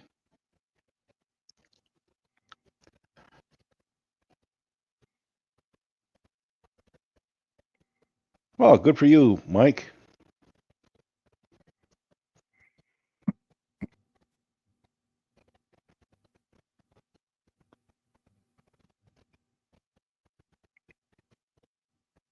Why does it not say where she's from? So she's from the heart of Canada. Well, it must be Manitoba. Oh, she's from Toronto. She's from Toronto. Oh, that's not the heart. How's Toronto? How's Toronto the heart of Canada? That's another body part you don't like to mention.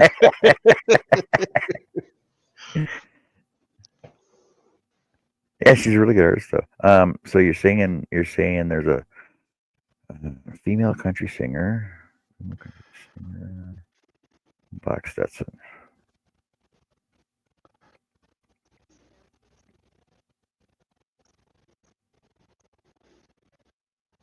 Like I can't remember her name. I can hardly remember any country. Like Lainey Wilson. I wouldn't say that's what it is. Moved to Nashville when she was 19. Grammy winner, known for songs "Things a Man Ought to Know," "Watermelon Moonshine," "Heart Like a Truck." Moved to Nashville at 19. She was on Yellowstone, apparently. Mike says Tony Basil's "Hey Mickey" was about him. Don't care what you say. Terry Clark? No, not Terry Clark. Yes, that's it. Oh, Terry Clark? Yeah, really? Yep. Yeah, she's Canadian. Yep.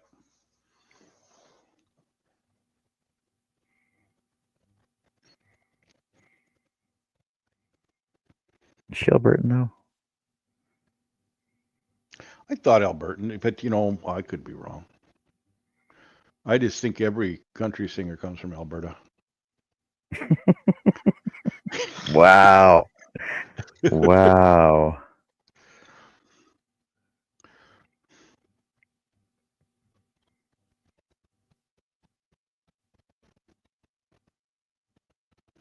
She was born in Montreal, actually. Oh, wow. Yeah. 1968.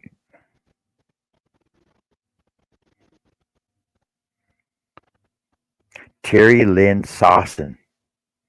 Yeah, I'd be changing my last name too. Yeah. Well, you remember the other Canadian ones? They had Alana Miles and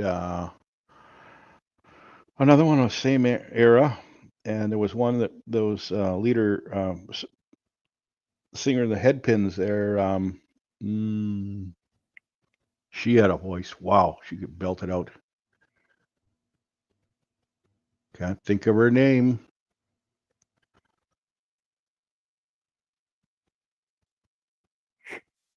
Alanis Morissette? No, not the Jagged Little. No, I'm talking before the Jagged Little Pale Girl, back when she was doing bubblegum pop rock. Yeah. That nobody knows about. Mm-hmm. That she tried to erase from the world. See, but the thing is, I still know about it, and I try to tell people about it, but you can't find anything on it because she bought all the rights to it all. Yeah. The one I'm talking about was the Headpins. Now, I remember the Headpins had a song called "Turn It Loud," and another one called "Don't It Make You Feel Like Dancing." Yep, I remember that one. And then people would change it on to "Donuts," make you feel like dancing. Nice. But she was, she had a hell of a voice. Mike, what have you been up to, buddy? I haven't seen you in forever.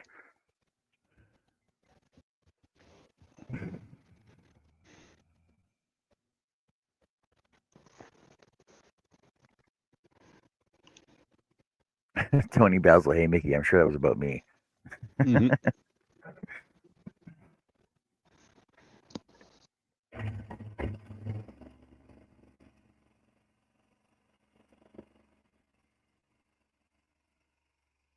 I remember being on Charles' show one time. We're going through Canadian artists and actors and stuff like that, and a lot of them people didn't realize we're actually Canadian.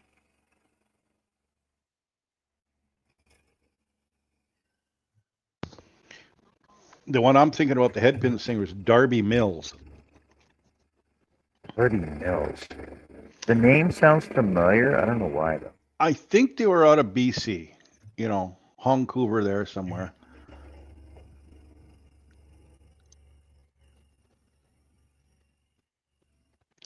Well, there's been a lot of singers and that come out of Canada, and a lot of actors, actresses.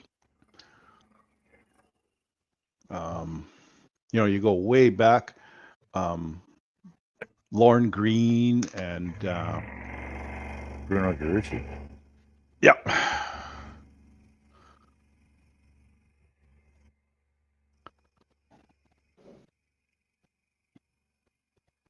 But Mary Pickford, she was Canadian. Yep. Back in the old silent movie era. Um, one of them, one of them guys, he always played, or not always, but many times played a doctor. Oh, can't think of his name.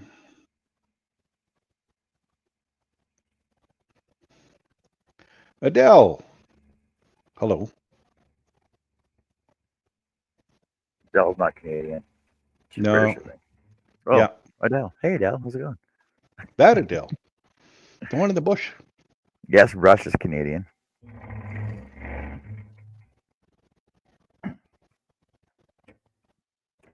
Chilliwack's Canadian. Toronto's Canadian. Na- Naming a Canadian city, I'm pretty sure it was a band. Winnipeg. Was there a band in Winnipeg? No. Oh, named Winnipeg. Yeah, no. Yeah. Like Chilliwack, Toronto.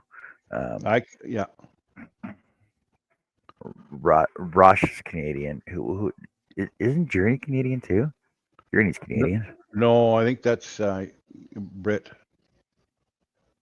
Brit or American. Rush, the Guess Who, April Wine, Tragically Yeah. Hip, BTO. Oh, BTO's doing a new tour, eh? Have you Yeah? seen it? So No. BTO is coming to Grand Prairie, and it's called the Bachman 2 Overdrive because Turner's not Okay. with them anymore, right? Yeah. So yeah, Well, BTO's coming to Grand Prairie. his brother died too, eh? Randy's, Oh, the really? drummer. Yeah. Oh. I forget his name. Just, I guess, about a year ago, maybe he died. Bare Well, Naked Ladies, Blue yeah. Rodeo, Nickelback, Well, Loverboy. Yeah. Bachman Turner Overdrive. Randy Bachman, right? In interviews, everybody's saying it's Bachman, right? He Yeah, says, Bachman. I'm Randy Bachman of Bachman Turner Overdrive. And he said Nice. that, on many interviews. Helix, Triumph. Okay. Yeah. Do you remember Helix? Yep. Barely, but I do. That was 80s, I guess. Give me an RROOCGKK. What do you got? Yep. Rock. We can do rock. Okay. Red Rider. Yep. 5440. Red Rider was what's his name? Tom Cochran and Red Rider for a while. Yes, it was. Coney Hatch. Coney Hatch was Canadian. I didn't know that. I didn't know that. Finger Coney, 11. I just hear Coney. I think of Coney Island, right? Street Heart. Yeah. Street Hearts from Saskatchewan. Trooper. Mm-hmm. Chilliwack. 5-man electrical band. Queen City Kids. Well, that's Regina. I don't know if you ever heard of them. No. They had a lot of good songs. But they played a lot in Winnipeg too, right? Because that's Platinum Blonde. I thought Platinum Blonde was Australian.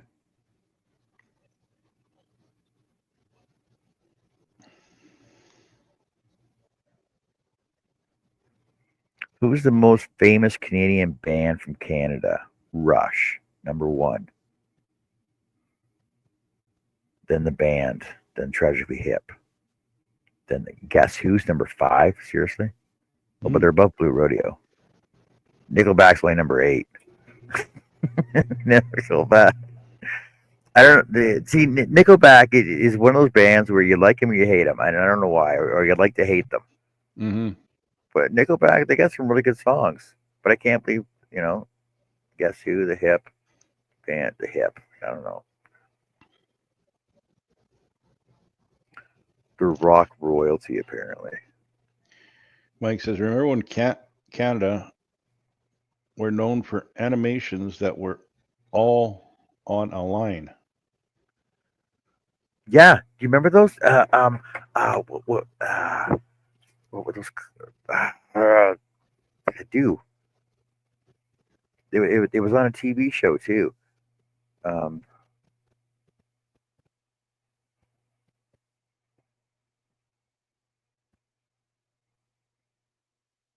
La Linea. Oh, it's Italian. I thought it was Canadian too. It's Italian.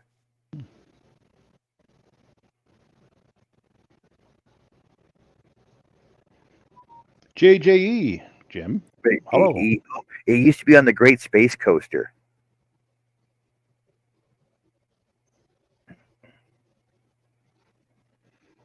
Remember that cartoon there? Where that guy was always on a line. No, I do not remember that. Between 71 and 86. Huh.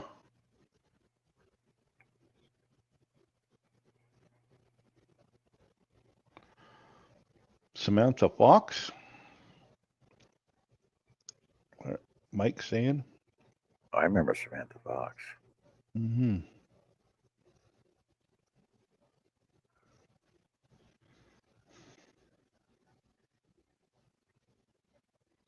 She's English though.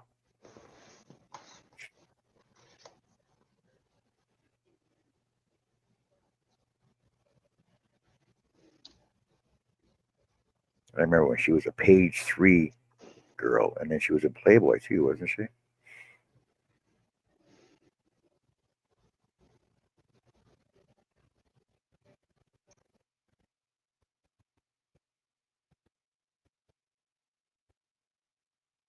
Don't know. I didn't get that subscription. Yeah.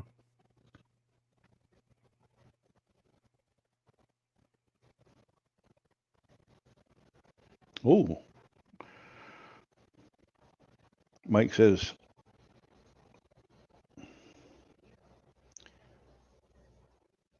he used to double date with Samantha Fox.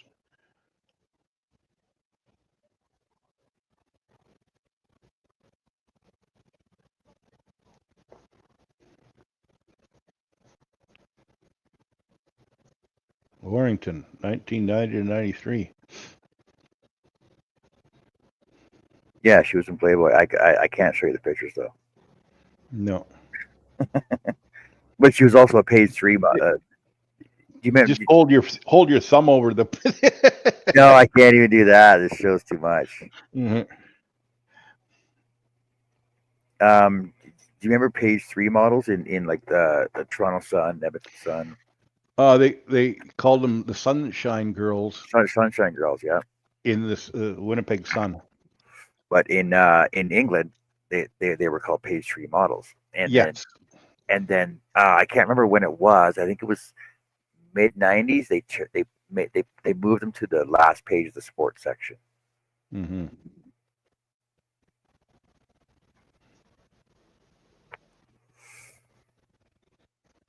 She was tiny in real life, except in the boob departments. Photoshopped, I wonder. No, though they were real. They were real when I saw them in Playboy, and I was too young to see them then. Okay, I'm going to finish this one corner here, then I'll show you my progress, and then I'm going to go into food. Food.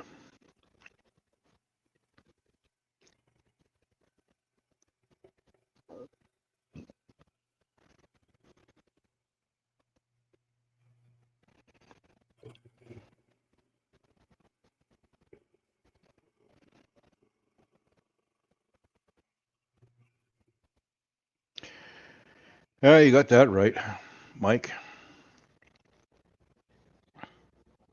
So, He says nowadays it's difficult to know what you read or what is real. yeah.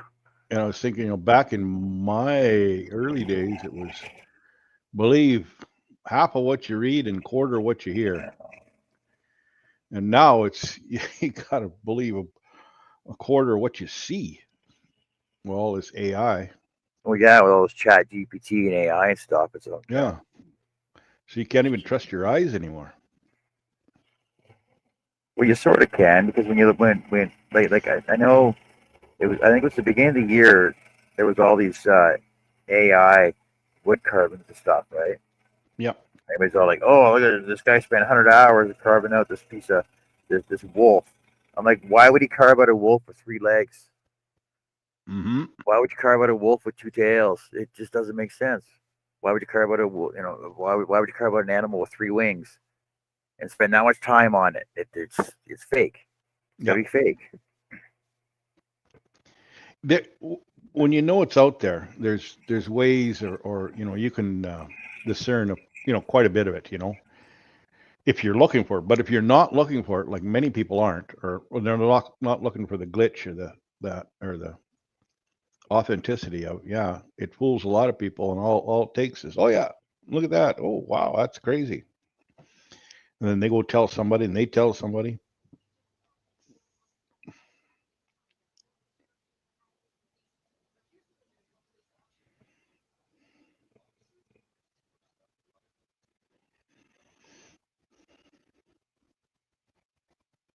So Dell, you gonna let Art out of the closet in the new year? Yeah, if you're gonna let it be on camera.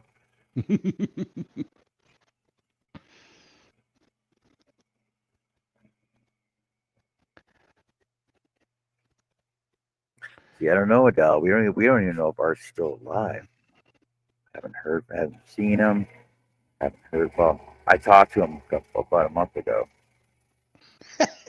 but I don't know if it was actually him though.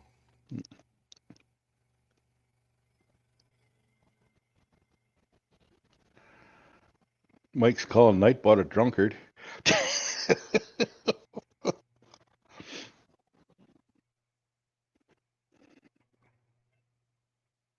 See, I don't know how people fine tune their Nightbot. I just haven't. Well, I have never really had a chance to really adjust it, but Well, you're inspiring Mike to pull out his scroll saw. oh, what?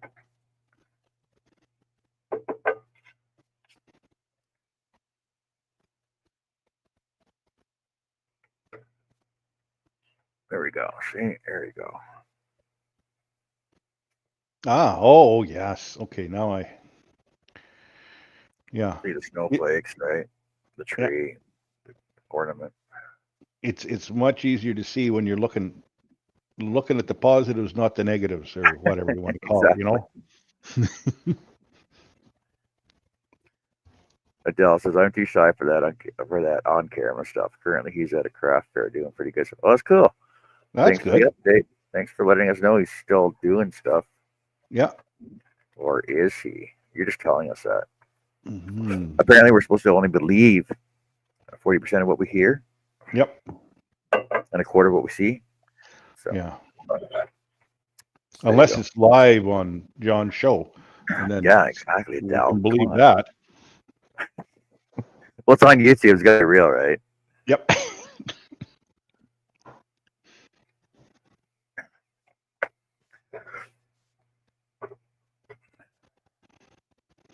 Come on, Mike. Get adventurous. Get adventurous and do something cool. I don't know if you even follow me. I did this one yesterday. Well, I still got more to do on this though. So I cut out this snowflake. I stack cut it, and then cut the other one in half. And I'm actually going to 3D it, like so. Oh, get back here. Yeah, back there. And I'm going to 3D it. And I think I'm going to cut 2 more to do the alternate curves on there as well. Right? So we'll go the other direction with it. That's cool. So it's going to look like a 3D snowflake. Hmm. Ta-da! Ta-da! I And would that was have a just few more tools in my shop, but I have not got room. and that was just a coloring page. snowflake coloring page that I did that from. So I'm going to make it Oh, cool. Yeah. 3D. Artistic license. Thanks, everybody. So I'm going to close the show off. I'm going to go and eat. I've been awake since 4 o'clock this morning. Don't ask me why. I guess I had it in my mind. Okay, I'm gonna go buy new. I got new boots. I'm gonna go buy new boots today, so I got new boots. So I went to Mark's this morning. Mark's wasn't open until 9, but I was up at 4:30. I was up at 4:30, but Mark's wasn't open until 9. Maybe you're playing bingo by yourself or something. No. And then I'm like, well, since we're over there, hey, let's go look at some yarn while we're over there. Mm-hmm. Because Dollar Tree and Dollarama and Michael's is over there. We Yep. get home. I didn't even go into Michael's and come home. I'm like, an email from Michael's. What? Buy one get one 50% off. Oh man. Oh, that's Michael's. So, catch me later on tonight. We might go in later tonight. Catch me tomorrow. We'll be crocheting tomorrow. Well, maybe Greg will be in a shop and show us his yarn. Yeah. Liar. Maybe. Oh, I do. But yeah. All right. So we're gonna say goodbye, adieu to you and you and you. I'll be saying good night. Evening. Oh. Good night. All right. Have a great evening, everyone. Stay safe and warm. Take care. Have fun. We'll see y'all later. Bye.